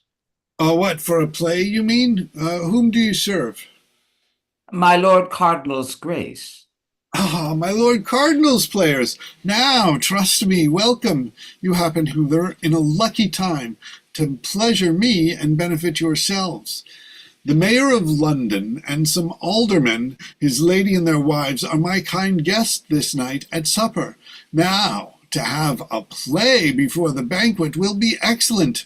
How think you, son Roper? Will do well, my lord, and be right pleasing pastime to your guests. I prithee tell me, what plays have ye? Diverse, my lord. The Cradle of Security, His Nail of the Head, Impatient Poverty, the play of Four Peas, Dives, and Lazarus, Lusty Juventus, and The Marriage of Wit and Wisdom. Oh, the marriage of wit and wisdom, that, my lords, I'll none but that. The theme is very good, and may maintain a liberal argument. To marry wit, to wisdom asks some cunning. Many have wit that may come short of wisdom. We'll see how Master Poet plays his part, and whether wit or wisdom grace his art. Go, make him drink, and all his fellows too. How many are ye? 4 men and a boy, sir. But one boy? Then I see there's but few women in the play. 3, my lord. Dame Science, Lady Vanity, and Wisdom, she herself. And one boy play them all. By Our Lady, he's laden. Well, my good fellow, get ye straight together, and make ye ready with what haste ye may. Proud their supper against the play be done, else shall we stay our guests here over long. Make haste, I pray ye. We will, my lord. Exit servant and player. Where are the waits? Bring them play to spend the time a while. Enter lady. How now, madam? My lord, they're coming hither. They are welcome, wife. I'll tell ye one thing. When sport is somewhat mended, we shall have a play tonight, The Marriage of Wit and Wisdom, enacted by my good Lord Cardinal's players. How like ye that, wife? My lord, I like it well. See, they are coming. The play waits. Enter Lord Mayor, so many aldermen as may, the Lady Mayoress in scarlet, with other ladies and Sir Thomas More's daughters, servants carrying lighted torches by them. Oh gosh. Mary Jane, could you take on for Lord Mayor? Because I've been sort of doing it as well. Sure. Okay. Lord, you said a gloss on London's fame. But I'm not there yet. Okay. I just got my opening speech, and then once again, welcome, my good Lord Mayor and brethren all. For once I was your brother, and so I am still in heart. It is not state that can our love from love separate. True upstart fools by sudden fortune tried regard their former mates with naught but pride. But they that cast an eye still whence they came know how they rose and how to use the same. My lord, you set a gloss on London's fame, and make it happy. Never ever by your great name, needs must we say, when we remember more, 'twas he that drove rebellion from our door. With grave discretions, mild and gentle breath, oh, how our city is by you renowned, and with your virtues our endeavors crowned. No more, my good Lord Mayor, but thanks to all that on so short a summons you would come to visit him that holds your kindness dear. Madam, you are not merry with my lady Mayoress and these fair ladies. Pray ye, seat them all, and here, my lord, let me appoint your place, the rest to seat themselves. Nay, I'll weary you. You will not long in haste to visit me. Good madam, sit. In sooth, you shall sit here. Good madam, pardon me. It may not be. In troth, I'll have it so. I'll sit here by ye. Good ladies, sit. More stools here, ho. It is your favor, madam, makes me thus presume above my merit. When we come to you, then shall you rule us as we rule you here. Now must I tell you, madam, we have a play to welcome you withal. How good soe'er that know not I, my lord will have it so. Wife, hope the best. I am sure they'll do their best. They that would better comes not at the feast. My good Lord Cardinal's players, I thank them for it. But let us a play to lengthen out your welcome. They say it is the marriage of wit and wisdom, a theme of some import. Howe'er it prove, but if art fail, we'll inch it out with love. What, are they ready? My lord, one of the players craves to speak with you. With me, where is he? Here now, what's the matter? Here now, here, how now? What's the matter? Oh, that's you, more. There's more. Here, my lord. How now? What's the matter? We would desire your honor but to stay a little. One of my fellows is but run to Uggles for a long beard for young wit, and he'll be here presently. You're to wait until he returns. A long beard for young wit? Why, man, he may be without a beard till he come to marriage, for wit goes not all by the hair. When comes wit in? In the second thing, that's the prologue, my lord. Why, play on till that scene come, and by that time wit's beard will be grown, or else the fellow's returned with it. And what part playest thou? Inclination the vice, my lord. Gramercies, now I may take the vice if I list, and whereof hast thou the bridle in thy hand? I must be bridled anon, my lord. And thou be'st not saddled too, it makes no matter, for then wit's inclination may gallop so fast that he will outstrip wisdom and fall to folly. Indeed, so he does to Lady Vanity, but we have no folly in our play. There's no wit in it. I'll be sworn folly waits on wit as the shadow on the body, and where wit is ripest, there folly still is readiest. But begin, I prithee. We'll rather allow a beardless wit than wit or all beard to have no brain. Nay, he has his apparel on too, my lord, and therefore he is the readier to enter. Then, good inclination, begin at eventer. My lord mayor, wit lacks a beard, or else they would begin. I'll lend him mine, but that is too thin. Silence, they come. The trumpet sounds into the prologue. Now, for as much as in these latter days, throughout the world, the whole world in every land, vice doth increase, and virtue decays, iniquity having the upper hand.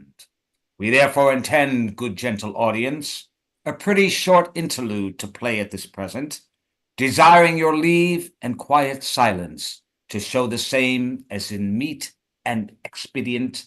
It is called the marriage of wit and wisdom, a matter right pithy and pleasing to hear, whereof in brief we will show the whole sum, but I must be gone, for with wit doth appear. Exit. In an arbor green, asleep, whereas I lay, the birds sang sweetly in the midst of the day. I dreamed fast of mirth and play, and youth is pleasure, and youth is pleasure. Methought I walked still to and fro, and from her company I could not go. But when I waked, it was not so, and youth is pleasure, and youth is pleasure. Therefore my heart is surely plight, of her alone to have a sight, which is my joy and heart's delight. And youth is pleasure, and youth is pleasure. Mark ye, my lord, this is wit without a beard. What will it be? What will he be by the time he comes to the commodity of a beard? Oh, Oh, the ground. the ground is the better on which she doth go, for she will make better cheer with a little she can get than many a one can with a great banquet of meat. And is her name Wisdom? Ay, sir, a wife most fit for you, my good master, my dainty sweet wit. To be in her company, my heart, it is set. Therefore, I pray thee to let us be gone, for unto wisdom wit hath inclination. Oh, sir, she will come herself even anon, for I told her before where we would stand, and then she said she would beck us with her hand. Back with these boys and saucy great knaves. Flourishing a dagger. What stand ye here so big in your braves? My dagger about your coxcomb shall walk, if I may but so much as hear ye chat or talk. But will she take pains to come for us hither? I warn ye, therefore you must be familiar with her. When she cometh in place, you must her embrace, somewhat handsomely, lest she think it danger, because you are a stranger, to come in your company. I warn thee, inclination, I will be busy. Oh, how wit longs to be in wisdom's company. Enter Lady Vanity singing and beckoning with her hand. Come hither, come hither, come hither, come. Such cheer as I have, thou shalt have some. This is the Lady Vanity. I'll hold my life. Beware, good wit, you take not her to wife. What? Unknown honesty? A word in your ear. She offers to depart. You shall not be gone as yet, I swear. Here's none but friends, you need not to fray. This young gentleman loves ye, therefore you must stay. I trust in me she will think no danger, for I love well the company of fair women. And though to you I am a stranger, yet wit may pleasure you now and then. Who, you? Nay, you are such a holy man that to touch on you dare not be bold. I think you would not kiss a young woman if one would give ye 20 pounds in gold. Yes, in good sadness, lady, that I would. I could find it in my heart to kiss you in your smock. My back is broad enough to bear that mock, for it hath been told me many a time that you would be seen in no such company as mine. Not wit in the company of Lady Wisdom? Oh, Jove, for what do I hither come? Sir, she did this nothing else but to prove whether a little thing would you move to be angry and fret. What, and if one said so? Let such trifling matters go, and with a kind kiss come out of her debt. Is Luggins come yet with the beard? No, faith, he is not come. Alas, what shall we do? Forsooth, we can go no further till our fellow Luggins come, for he plays good counsel. And now he should enter to admonish wit that this is Lady Vanity and not Lady Wisdom. Nay, and it be no more but so, ye shall not tarry at a stand for that. We'll not have our play marred for lack of a little good counsel. Till your fellow come, I'll give him the best counsel that I can. Pardon me, Lord Mayor, I'd love to be merry. Oh, wit, thou art now on the bow hand, and blindly in thine own opinion dost stand. I tell thee this naughty lewd inclination does lead thee amiss in a very strange fashion. This is not wisdom, but Lady Vanity. Therefore list to good counsel, and be ruled by me. In troth, my lord, it is as right to Luggins's part as can be. Speak, wit. Nay, we will not have our audience disappointed if I can help it. Art thou good counsel, and will tell me so? Wouldst thou have wit from Lady Wisdom to go?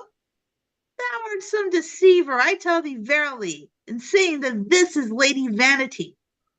Wit, judge not things by the outward show. The eye oft mistakes, right well you do know. Good counsel assures thee, upon his honesty, that this is not wisdom, but Lady Vanity. Enter Luggins with the beard. Oh, my lord, he is come. Now we shall go forward.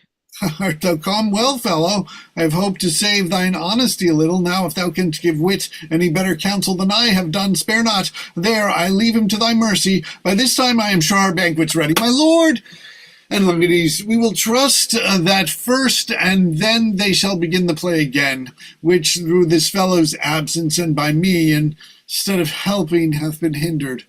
Prepare against we come. Lights there, I say. Thus fools oft times do help to mar the play. Players. Eggs in all but the players. My fellow Luggins, you serve us handsomely, do ye not, think ye? Why, Ogle is not within, and his wife would not let me have the beard, and by my troth I ran so fast that I sweat again. Do ye hear, fellows? Would not my lord make a rare player?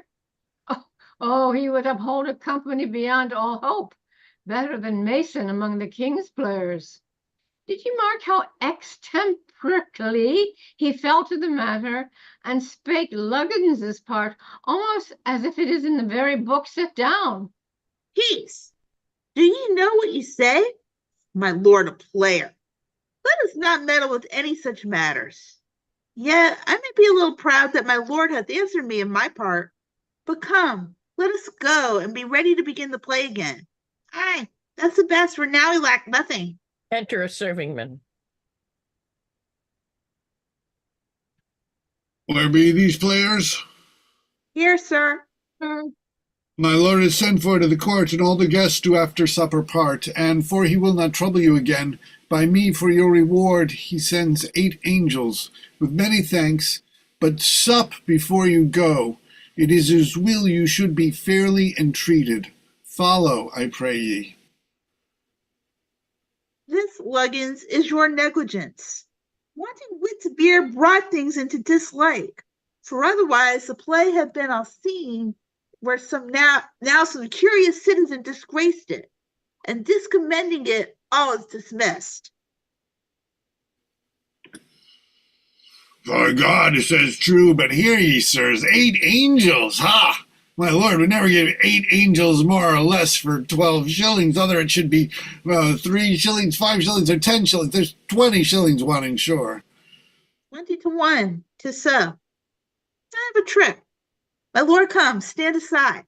Enter more with attendants, with purse and mace. In haste to council, what's the business now, that all so late his highness sends for me? What seekest thou, fellow? Nay, nothing. Your lordship sent 8 angels by your man, and I have lost 2 of them in the riches.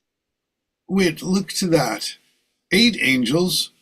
I did send them 10. Who gave it them?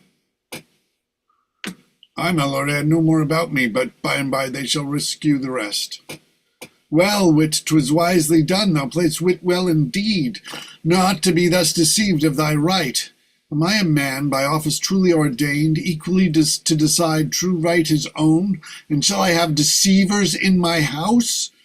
Then what avails my bounty when such servants deceive the poor of what the master gives? Go on and pull his coat over his ears. There are too many such. Give them their right. Wit, let thy fellows thank thee, 'twas well done. Down now deserves to match with Lady Wisdom. Exit more with attendants. God of mercy, wit, you should have Master Thomas more, but we shall have more. I would there were more of his mind. He loves our quality, and yet he's a learned man and knows what the world is. Well, a kind man, and more loving than many other. But I think we have met with the first. First served his man that had our angels, and he may chance dine with Duke Humphrey tomorrow, being turned away today.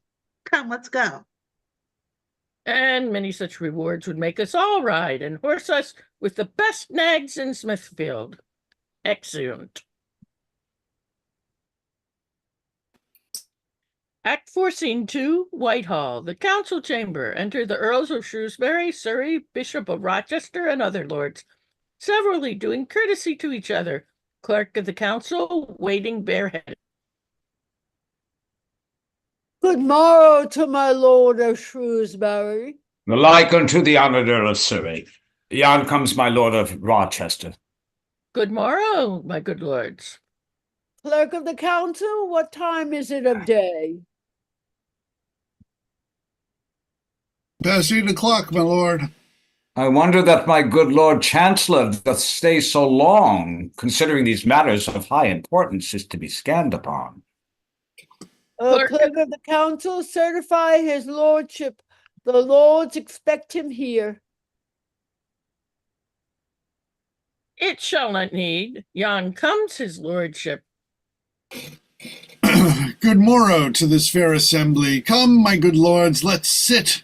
Oh, Sirius Square. Upon this little board, a daily scan, the health and preservation of the land. We, the physicians that effect this good, now by choice diet, anon by letting blood, our toil and careful watching brings the king in league with slumbers to which peace doth sing. Avoid their room there. What business, lords, today?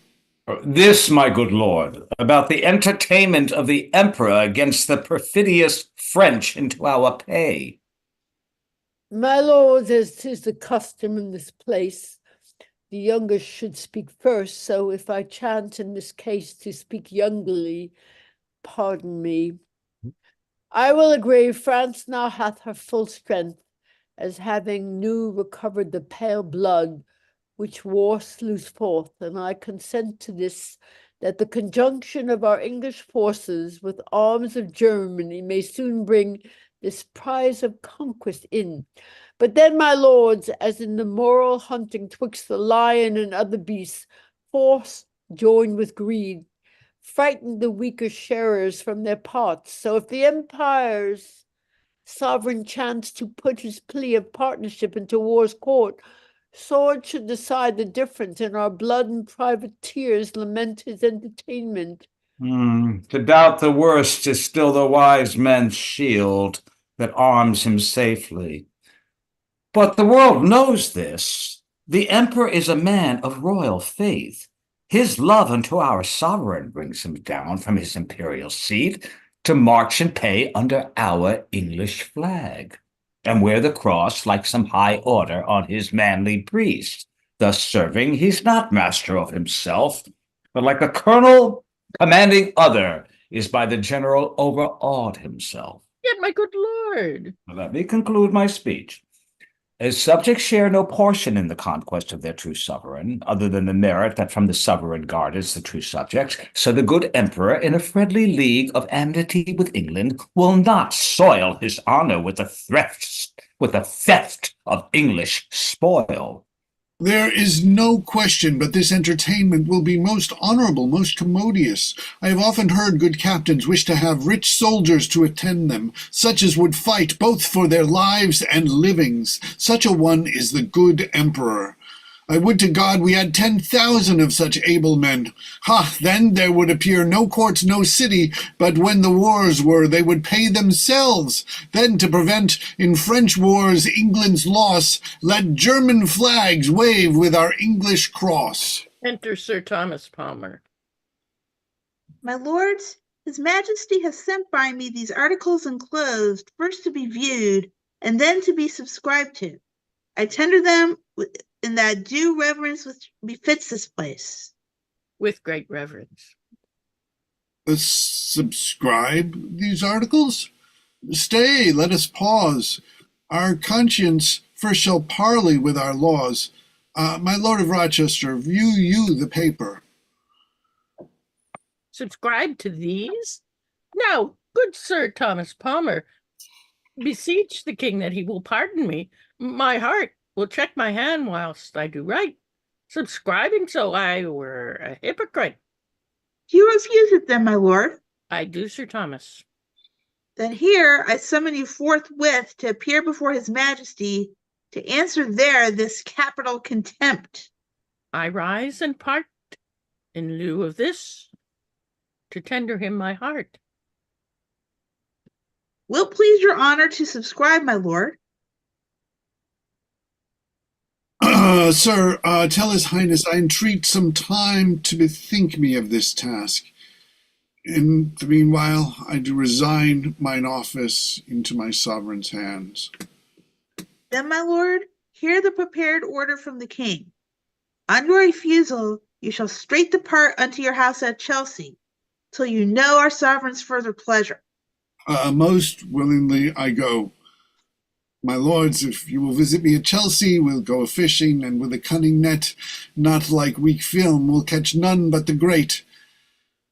Farewell, my noble lords. Why, this is right. Good morrow to the sun, to state good night. Exit Moore. Will you subscribe, my lords? Oh, instantly, good Sir Thomas. We'll bring the writings unto our sovereign. My lord of Rochester, you must with me to answer this contempt.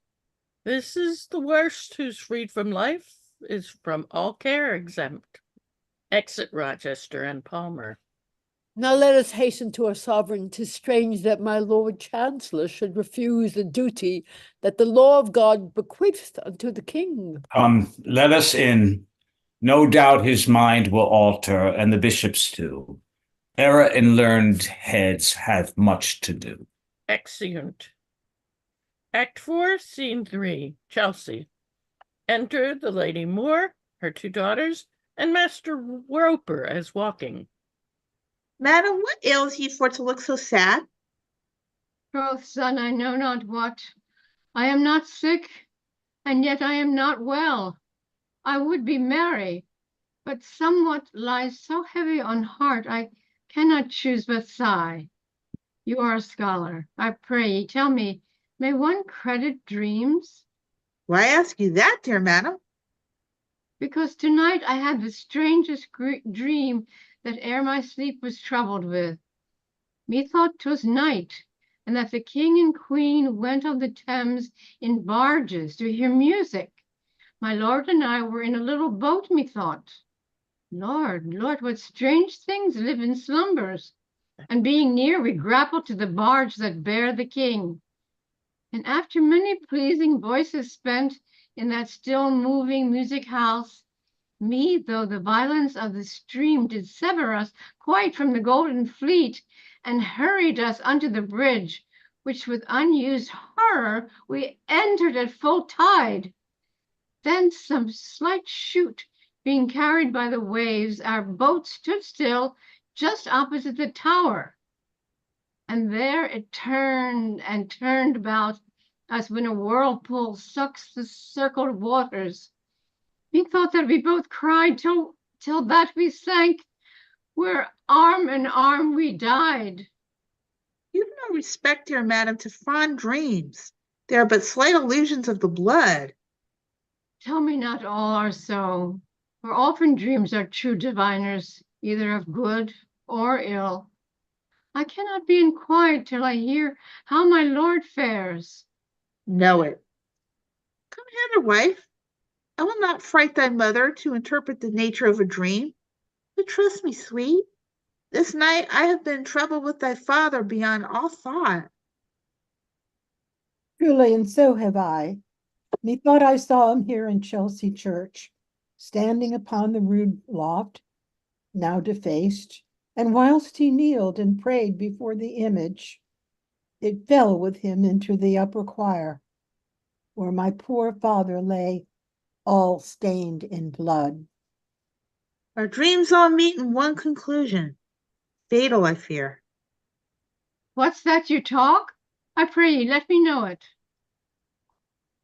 Not Nothing, good mother. Nothing, good mother. Passion still. I must know nothing. Call Master Catesby, he shall straight to court and see how my lord does. I shall not rest until my heart leave panting on his breast. Enter Sir Thomas More merrily, servants attending. See where my father comes, joyful and merry.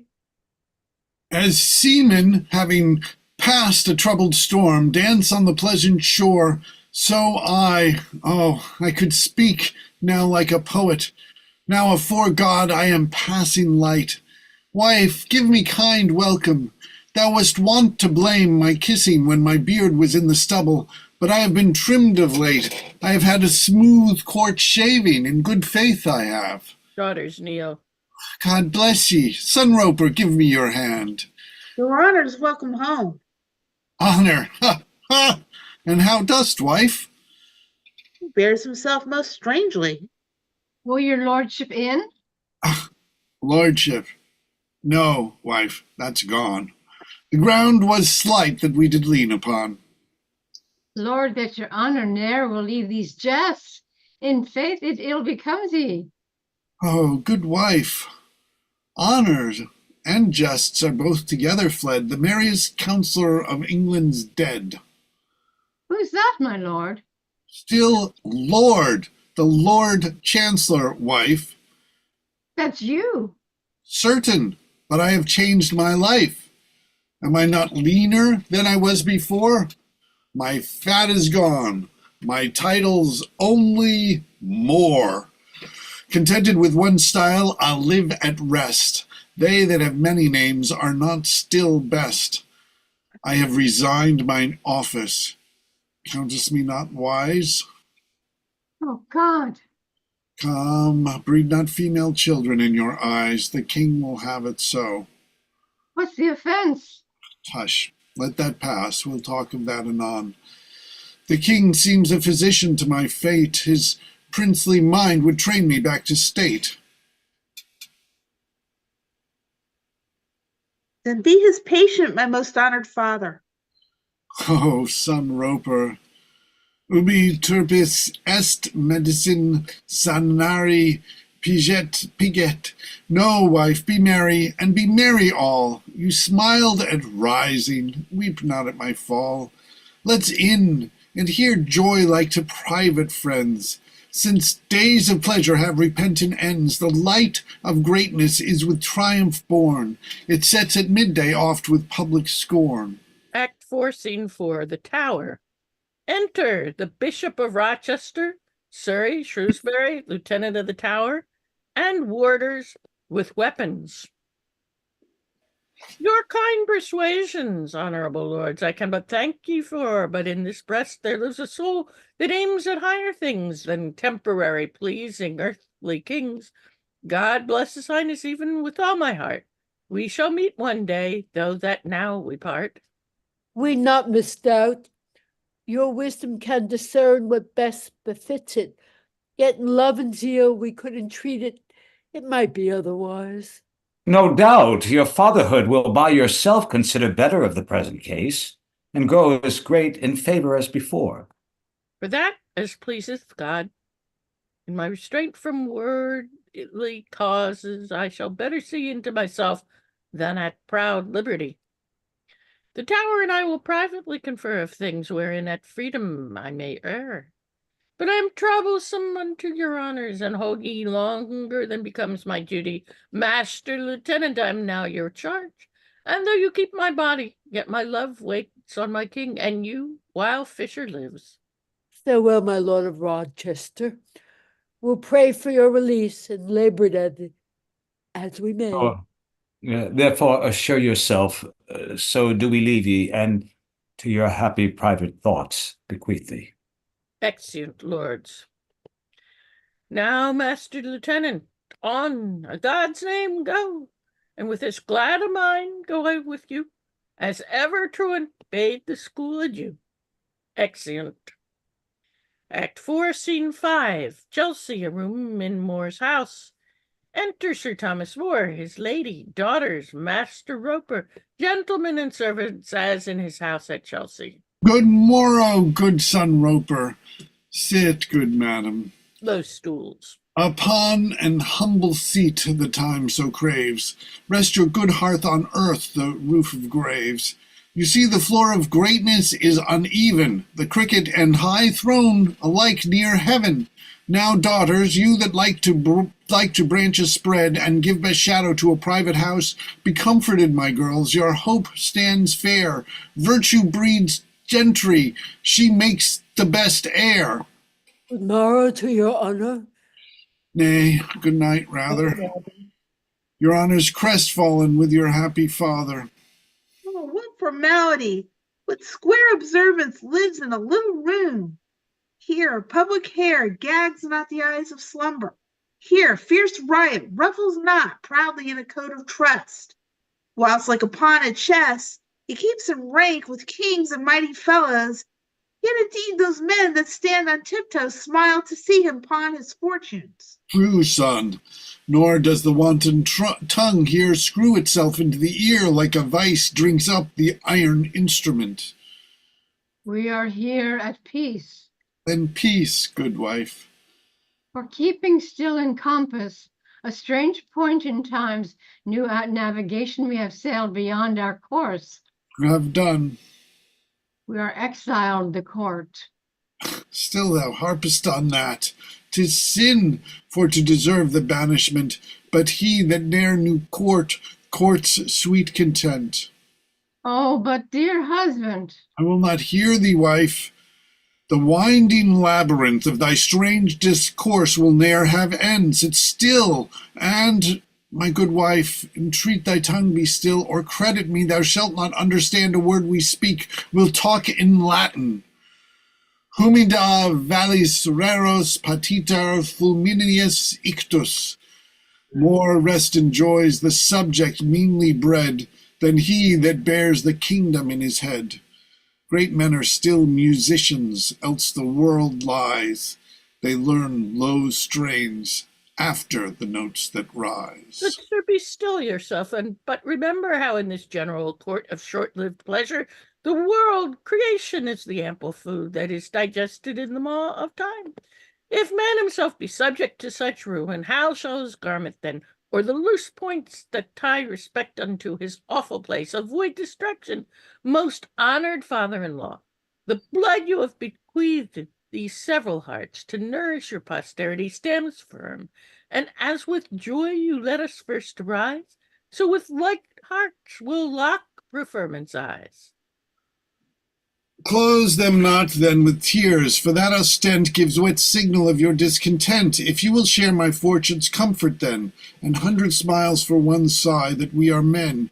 Resign wet passion to those weaker eyes, which proves their sex, but grants it ne'er more wise. Let's now survey our state. Here sits my wife, and dear esteemed issue yonder stand, my loving servants. Now the difference twixt those and these, now you shall hear my speak like Moore in melancholy. I conceive that nature hath sundry metals, out of which she frames us mortals, each in valuation outprizing other. Of the finest stuff, the finest features come the rest of earth. Receive base fortune even before their birth. Hence slaves have their creation, and I think nature provides content for the base mind. Under the whip, the burden and the toil, the low-wrought bodies drudge in patience. As for the prince's in all his sweet gorge and maw, and his rank flesh that sinfully renews the noon's excess and the night's dangerous surfeits, what means or mercy from our birth doth flow, nature entitles to us that we owe. But we, being subject to the rack of hate, falling from happy life to bondage state, having seen better days, now know the lack of glory that once reared each high-fed back. But you that in your age did ne'er view better, challenge not fortune for your thriftless debtor. Sir, we have seen far better days than these. I was the patron of those days, and I know those were but painted days, only for show. Then grieve not you to fall with him that gave them. Generosis servis gloriosum mori. Dear Gow, thou art my learned secretary. You, Master Catesby, steward of my house. The rest you have had fair time to grow in sunshine of my fortunes, but I must tell ye, corruption is fled hence with each man's office, bribes that make open traffic twixt the soul and netherland of hell deliver up the guilty homage to the second lords. Then, living thus untainted, you are well. Truth is no pilot for the land of hell. To a servant, my lord, there is a servant light at the gate. The Earls of Surrey and Shrewsbury, or they expect you at the inner court. Entreat their lordships come into the hall. Oh God, what news with them? Why, how now, wife? They are but come to visit their old friend. God, I fear, I fear. Oh, what shouldst thou fear, fond woman? Justum si fractus illabitur orbis, in pavidum ferient ruinae. Here let me live estranged from great men's looks. They are like golden flies on leaden hooks. Enter the Earls, Downs with his mace and attendants.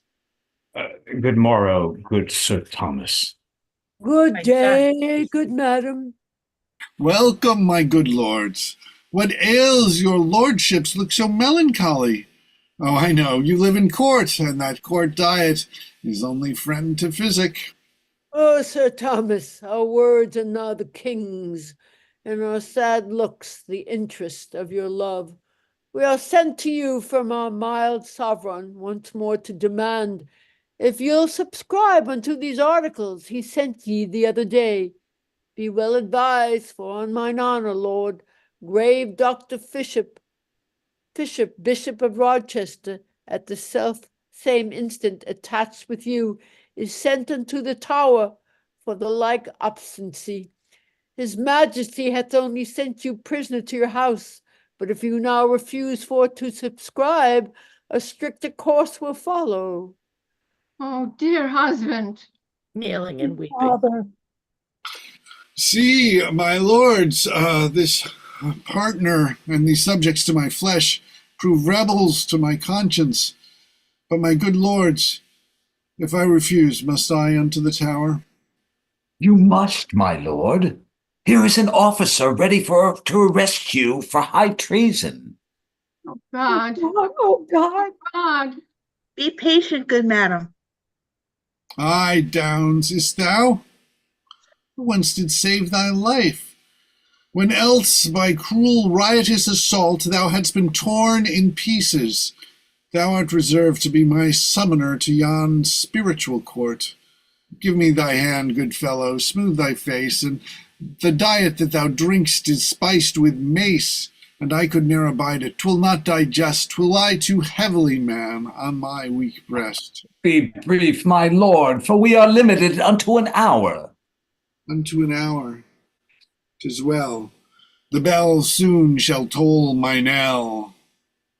Dear loving husband, if you respect not me, yet think upon your daughters. Kneeling. Wife, stand up, I have bethought me, and now I'll satisfy the king's good pleasure. Pointing to himself. oh happy altercation. Come then, subscribe, my lord. I am right glad of this your fair conversion. Oh, pardon me. I will subscribe to go unto the Tower with all submissive willingness, and thereto add my bones to strengthen the foundation of Julius Caesar's palace. Now, my lord, I'll satisfy the king even with my blood. Now will I wrong your patience. Friends, do thine office. Sir Thomas More, Lord Chancellor of England, I arrest you in the king's name of high treason. Gramercy's friend, to a great prison to discharge the strife commenced twixt conscience and my frailer life. More now must march. Chelsea, adieu, adieu. Strange farewell, thou shalt ne'er more see more true, for I shall ne'er see thee more. Servants, farewell. Wife, mar not thine indifferent face, be wise. More's widow's husband, he must make thee rise. Daughters, what's here? What's here? Mine eye hath almost parted with a tear. Dear son, possess my virtue that I never gave. Grave More thus lightly walks to a quick grave. Dure levis locutor, ingentis stupend. You that way in. Mind you my course in prayer. By water I to prison, to heaven through air. Exeunt. Act 5, Scene 1, the Tower Gate. Enter the warders of the tower with halberds. Oh, make a guard there. Master Lieutenant gives a straight command. The people be avoided from the bridge. From whence is he committed? Who can tell? From Durham House, I hear. The guard were waiting there an hour ago. If he stay long, he'll not get near the wharf. There's such a crowd of boats upon the Thames. Well, be it spoken without offense to any, a wiser or more virtuous gentleman was never bred in England. I think the poor will bury him in tears. I never heard a man since I was born so generally bewailed of everyone. Enter a poor woman. What means this woman? Whither dost thou press? The woman will be trod to death anon. What makest thou here? To speak with that good man, Sir Thomas More. To speak with him. He's not Lord Chancellor. The more's the pity, sir, if it please God. Therefore, if thou hast a petition to deliver, thou mayst keep it now for anything I know. I am a poor woman who have had, God knows, a suit this 2 year in the chancery, and he hath all the evidence I have, which should I lose, I am utterly undone. Faith, and I fear thou hardly come by him now. I am sorry for thee, even with all my heart. Enter the lords with Sir Thomas More and attendants, and enter lieutenant and gentleman porter. Woman, stand back. You must avoid this place. The lords must pass this way into the tower. I thank your lordships for your pains thus far to my strong house. Oh, now, good Sir Thomas More, for Christ's dear sake, deliver me my writings back again. They do concern my title. What? My old client, art thou got hither too? Poor silly wretch, I must confess indeed, I had such writings as concerned thee near, but the king has ta'en the matter into his own hands. He has all I had. Then woman sue to him. I cannot help thee. Thou must bear with me. My gentle heart, my soul for thee is sad. Thou art the best friend that the poor ever had. Before you enter through the tower gate, your upper garment, sir, belongs to me. Sir, you shall have it. Here it is. Gives him cap. The utmost on your back, sir, you mistake me. Ah, sir, now I understand you well. But that you name my back, sure else my cap had been the uppermost. Farewell, kind lord. Ah, God send us merry meeting. Amen, my lord. Farewell, dear friend. I hope yourself safe return. My lord and my dear fellow in the muses, farewell, farewell, most noble poet. adieu, most honored lords. Ah, fair prison, welcome. Yet methinks, for thy fair building 'tis too foul a name. Many a guilty soul and many an innocent hath breathed their farewell to thy hollow rooms. I oft have entered into thee this way, yet I thank God ne'er with a clearer conscience than at this hour. This is my comfort yet, how hard sore my lodgings prove, that cry of the poor suitor, fatherless orphan, or distressed widow, shall not disturb me in my quiet sleep.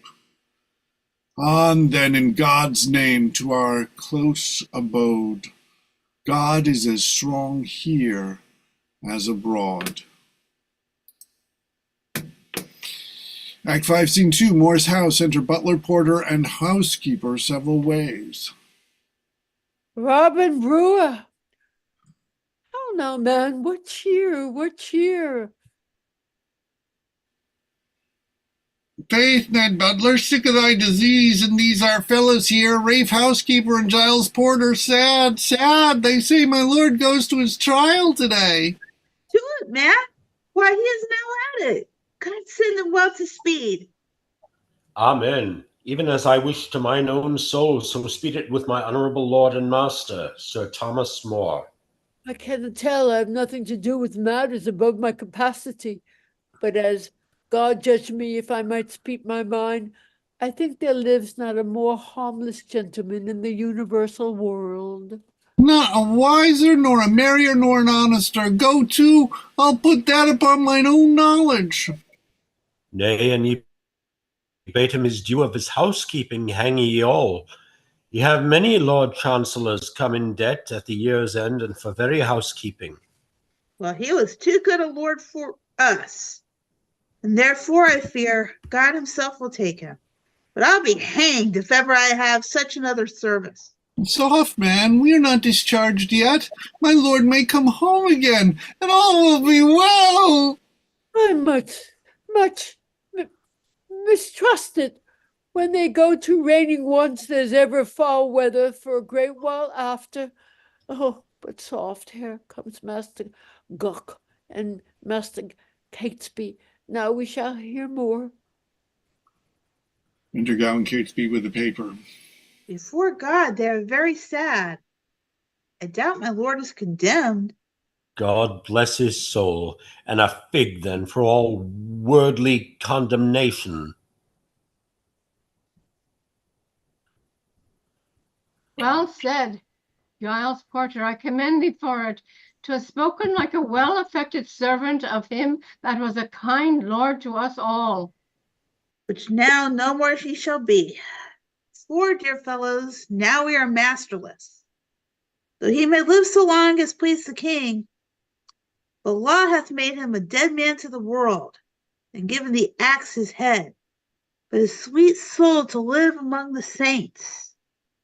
Let us entreat ye to go call together the rest of your sad fellows, by the rule you are just 70, and tell them what we hear a virtuous, honorable lord hath done, even for the meanest follower that he had. This writing found my lady in his study, this instant morning, wherein is set down each servant's name according to his place and office in the house. On every man he frankly hath bestowed 20 nobles, the best and worst together all alike, which Master Catesby hereforth will pay ye. Take it as it is meant, a kind remembrance of a fair, kinder lord, with whose sad fall he gives up house and farewell to us all. Thus the fair spreading oak falls not alone, but all the neighbor plants and under trees are crushed down with his weight. No more of this. Come and receive your due, and after go fellow like hence, co-partners of one woe.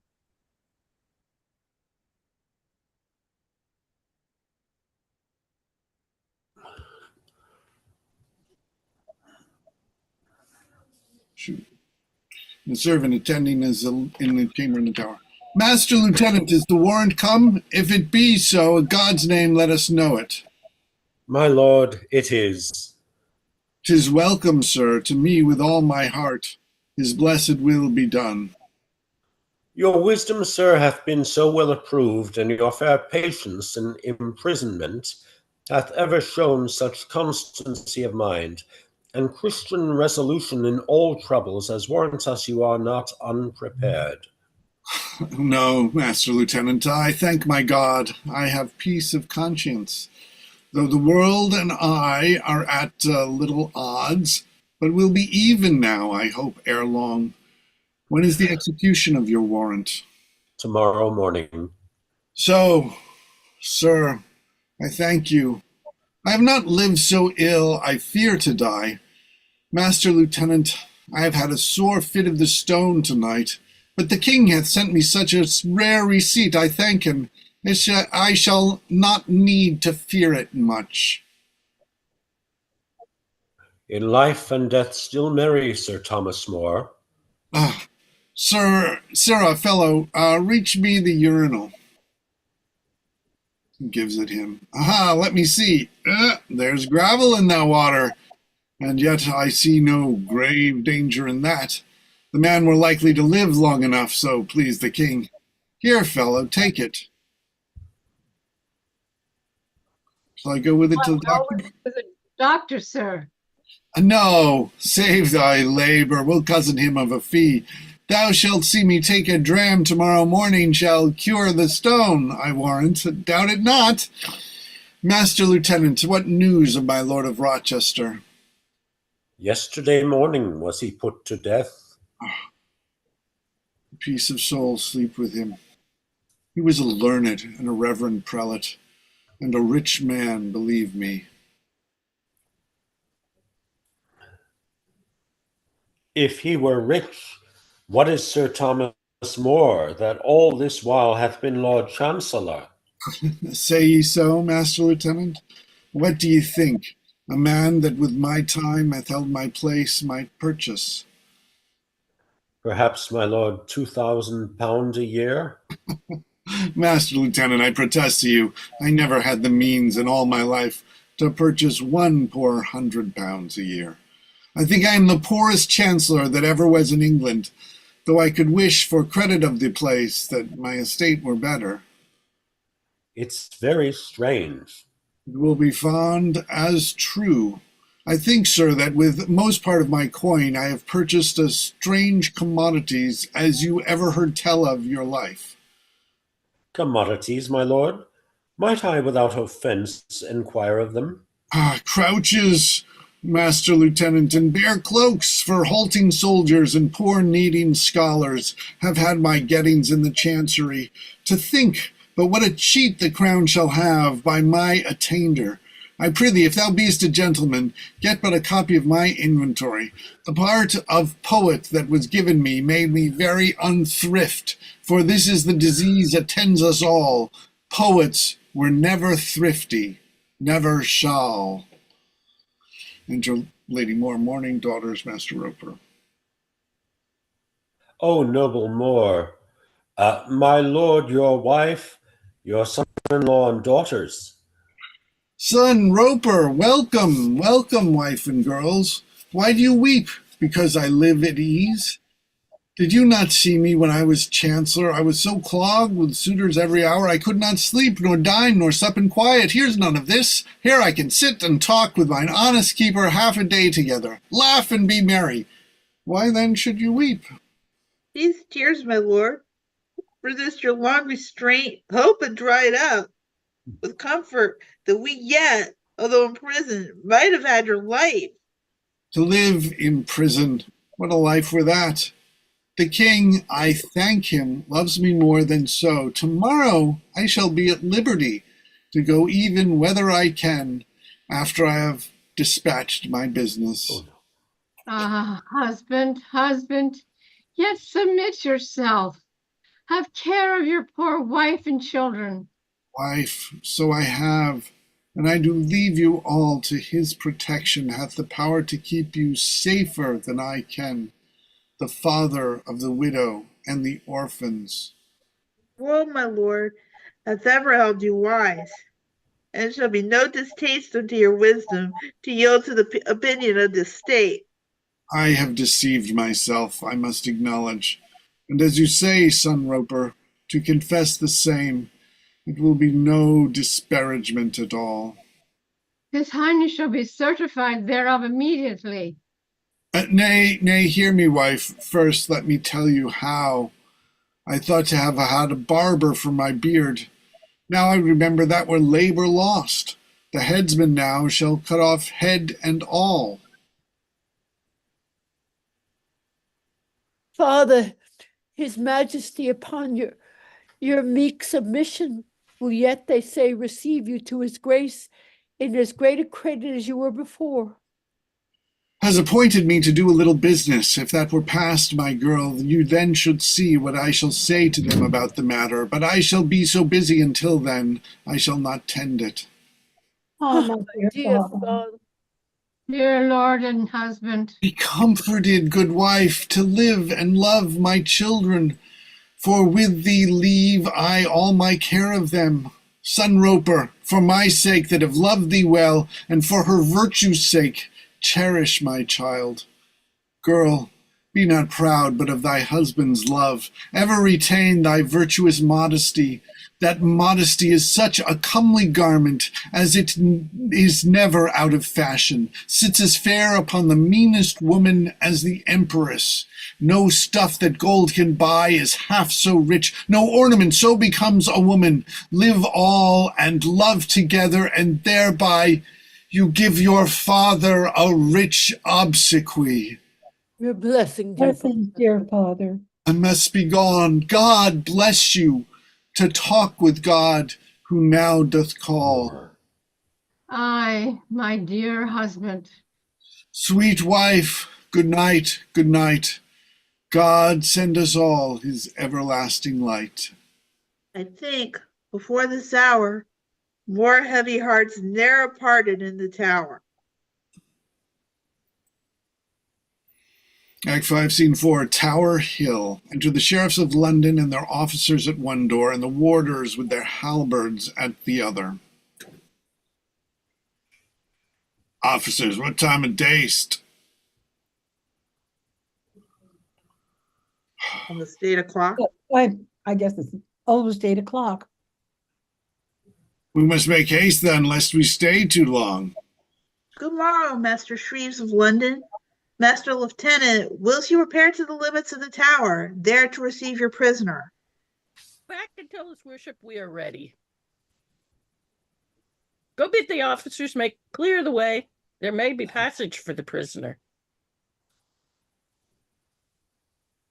Enter Lieutenant and his guard with more. Yet God be thanked, here's a fair day toward, to take our journey in, Master Lieutenant, twere fair walking on the tower leads.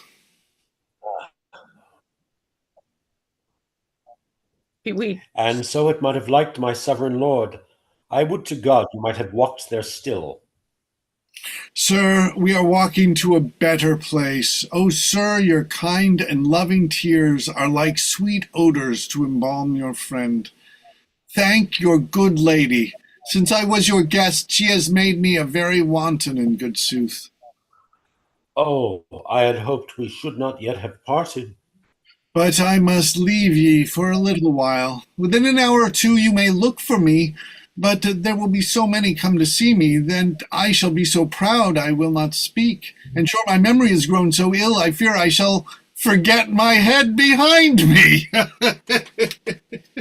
God and his blessed angels be above ye, be about ye. Here, Master Shreves, receive your prisoner. Good morrow, Master Shreves of London, to ye both. I thank ye that ye will vouchsafe to meet me. I see by this you have not quite forgot that I was in times past, as you are now, a sheriff of London. Sir, then you know our duty doth require it.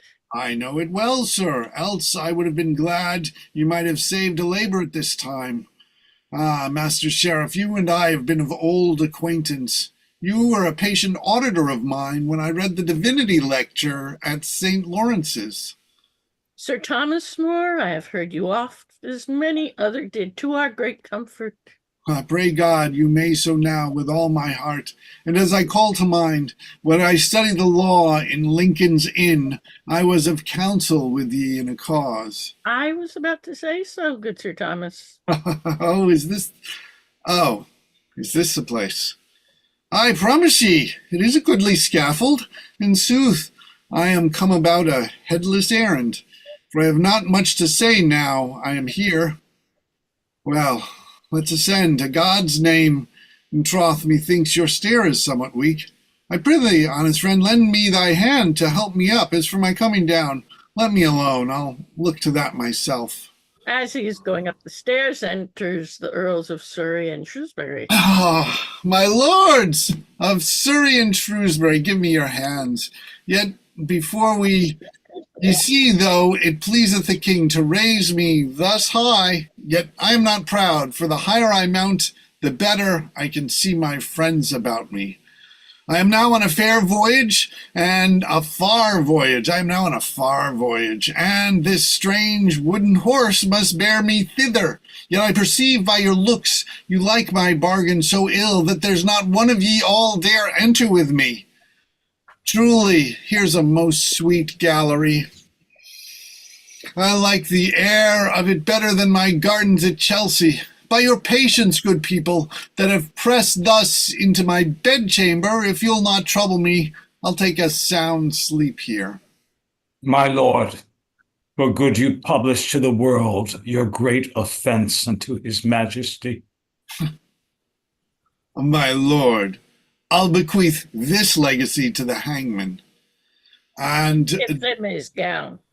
do it instantly. I confess his majesty hath been ever good to me, and my offense to his highness makes me of a state pleader, a stage player, though I am old and have a bad voice, to act this last scene of my tragedy. I'll send him for my trespass a reverend head, somewhat bald, for it is not requisite any head should stand covered to so high majesty. If that content him not, because I think my body will, then do me small pleasure, let him bury it and take it. my lord, hold conference with your soul. You see, my lord, the time of life is short. I see it, my good lord. I dispatched the business the last night. I come hither only to be let blood. My doctor here tells me it is good for the headache. I beseech thee, my lord, forgive me. Forgive thee, honest fellow, why? For your death, my lord. Oh, my death! I'd rather it were in thy power to forgive me, for thou hast the sharpest action against me. The law, my honest friend, lies in thy hands now. Here's thy fee. And my good fellow, let my suit be dispatched presently, for 'tis all one pain, to die a lingering death, and to live in the continual mill of a lawsuit. But I can tell thee, my neck is so short, that if thou shouldst behead 100 noblemen like myself, thou wouldst never get credit by it. Therefore, look ye, sir, do it handsomely, or of my word thou shalt never deal with me after. I'll take an order for that, my lord. One thing more, take heed thou cuts not off my beard. Oh, I forgot, my execution passed upon that last night, and the body of it lies buried in the tower. Stay, it is not possible to make scape from this strong guard? It is. There is a thing within me that will raise and elevate my better part above sight of these same weaker eyes. And Master Shreves, for all this troop of steel that tends my death, I shall break from you and fly to heaven. Let's seek the means for this. Oh, my lord, I pray ye, pull off your doublet. Speak not so coldly to me. I am hoarse already. I would be loath, good fellow, to take more. Point me to the block. I ne'er was here before. To the east side, my lord. Then to the east. We go to sigh, that or to sleep and rest. Here more forsakes all mirth, good reason why. The fool of flesh must with her frail life die. No eye salute my trunk with a sad tear. Our birth to heaven should be thus void of fear. You exit with hangman, etc. A very learned, worthy gentleman seals error with his blood. Come, will to court. Let sadly hence to perfect unknown fates, whilst he tends progress to the state of states. Finish. What a bunch of hypocrites. Well, Ah, it's Shakespeare also jury, they just let him hang. They did nothing to help him. well. What I could mean, they do? What could they do? They could have said, fuck you to King Henry. They save their own asses, that's Exactly. That's always been the problem. And right. oh man, That's what we're looking at now. I know why this play Uh, wasn't done. I know why, if Shakespeare was one of the writers, why he kept quiet and why this wasn't done. Look what it's saying about their own monarchy. Look what they did to this guy.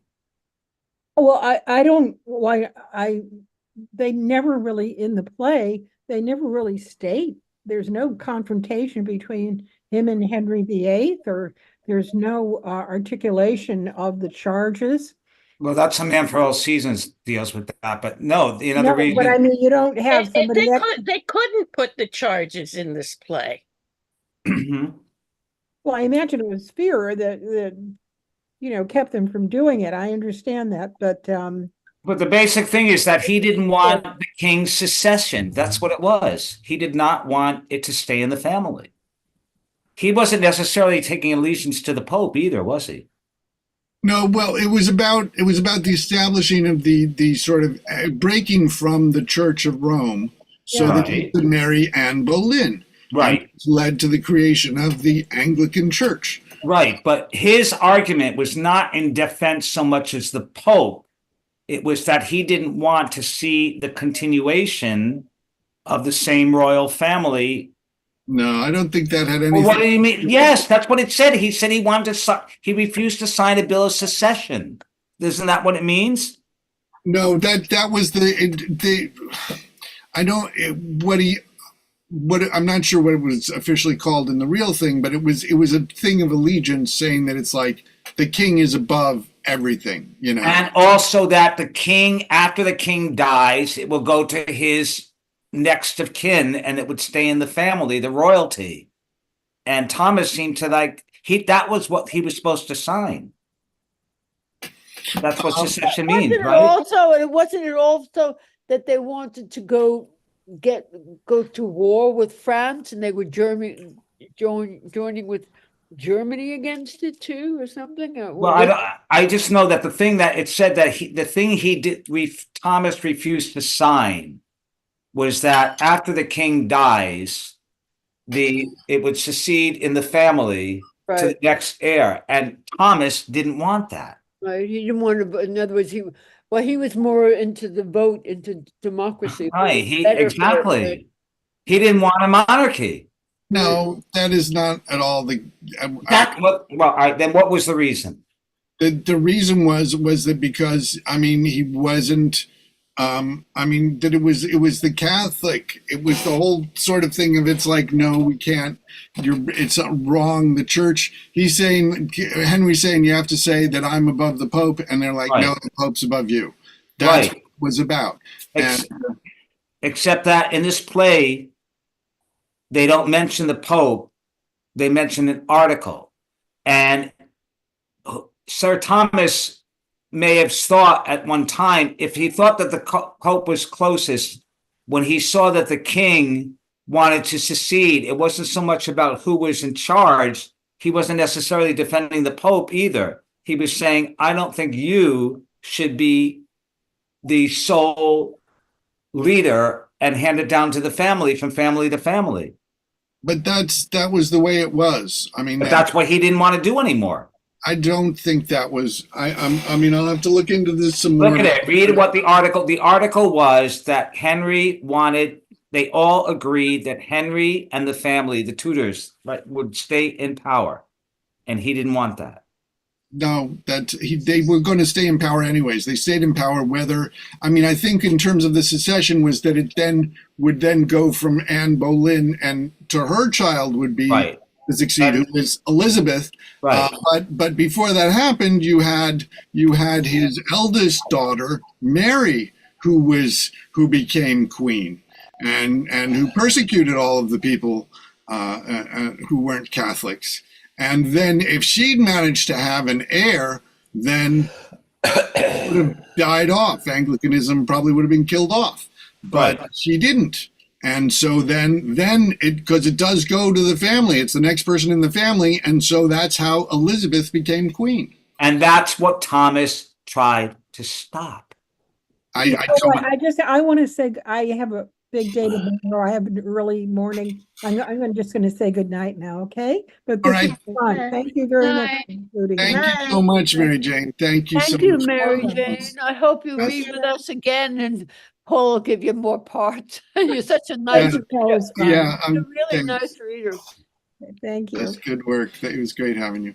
All right. So I think that in terms of the history, one of the challenges with is that it's sort of history that has to please the things there, and I think that there are also things that they could write about that everybody sort of knew in a way that we don't know, that they didn't have to sort of do it.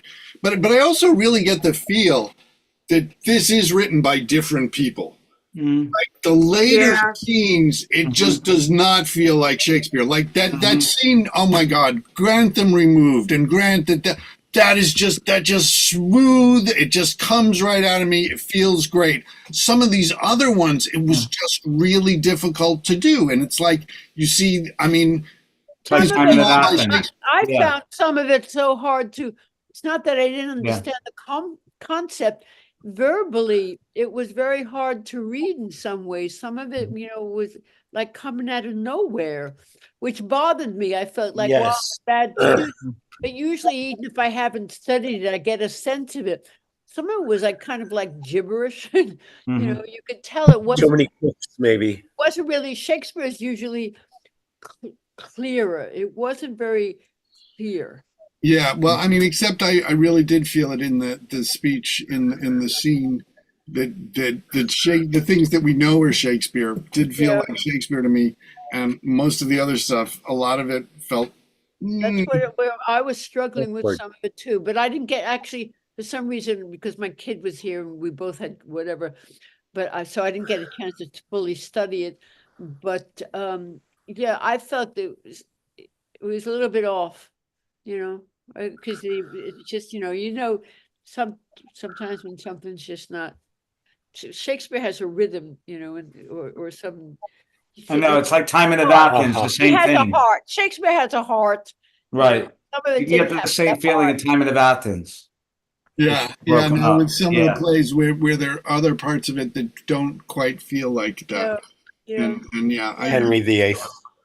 yeah, Henry VIII, Two Noble Kinsmen as well, So, but thank you for doing this. This was fun, and I'm glad we got. And thank you so much, Jackie, for getting Mary Jane to do it. And Ken, I'm glad you were able to join us. And Oh, Paul, excuse me. Just now I saw the note you sent to me asking me to take on the part of the Lord Mayor. I'm sorry I didn't see that. So yeah, okay, well, I just saw it right now, but it so all turned out well. Hey, yes, He's considered by Ireland, he's considered a saint in Ireland.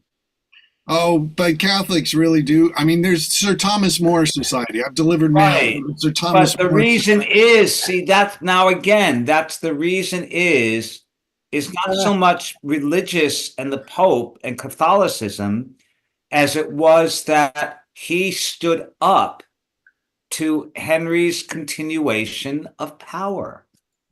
That's really what it was. Yes. Well, read, you keep saying no. I did my research.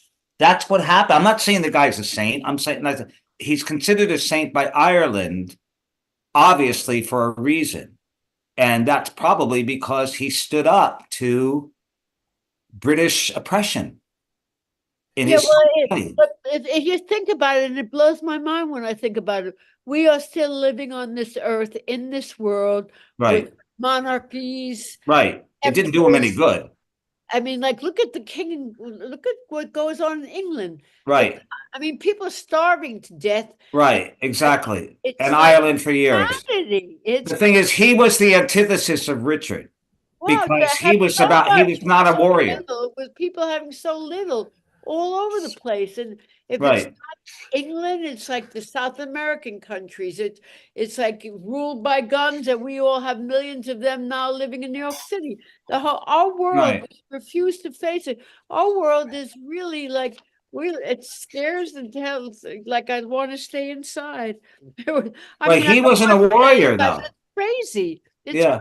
crazy, the world we live in, no matter between Russia and the Ukraine and now the But I Palestinian. think Thomas More was one of the good guys. I get from the sense I'm getting about him is that he was one of the good guys. He was a pacifist more than a warrior. Maybe not. Maybe not. Life All fair right, Paul, you're saying no because up until then he was. But when he Shakespeare turned kept away showing from that Henry, poor he people suddenly have rights. should have more money, you know. Bye, I'm gonna go. All right, goodbye. Bye. Thank you so much, Kitty. All right. Actually, we're still Obviously, nobody's recording because listening. we're still Anybody's sort of talking, talking okay. about this. But Yeah. Michael, I just wanted to let you know Go ahead. it's the oath of supremacy Right. he refused to take, which is Right. saying that the king is the supreme leader of the church. Exactly. And in Yeah. that article, if you read, do your research, in the oath of supremacy, it means that it stays in the family and a succession of the family gets passed down. And that was what the article that was brought to him that he didn't want to sign. That was part of the oaths of supremacy. So by not signing that, they killed him. And that is why the Irish consider him a saint, because he represented somebody who was finally standing up to the supremacy of Great Britain. That's what I'm saying. Well, that's what's That's happening what- in Russia. You Right. know, So they he killed had the Tsar courage to family, say but no. that's back where they started from. Right. You know? He said, look, I don't want to keep this, this power passing on. I don't believe it had as much to do with the Pope as it did with him he was a legal scholar. And he said, this monarchy business isn't working anymore. And you want me to sign something that agrees for it to go on. I'm not going to do that. And they said, well, then you're a traitor. You're a treasonist. Well, And that's that's what why they they can. want. Up until then, they loved him. There, but The king King Henry made him the privy of the council. They made him a big cheese. But when he refused to say that all of a sudden he's their enemy, and now they want to kill him. They call him a treasonist just because he wouldn't sign his oath of allegiance. The oath of Because that's a supremacy. family Supremacy. everything. Right. A lot of them are demented, and they Oh, they all inbred, were. a lot of inbreeding there.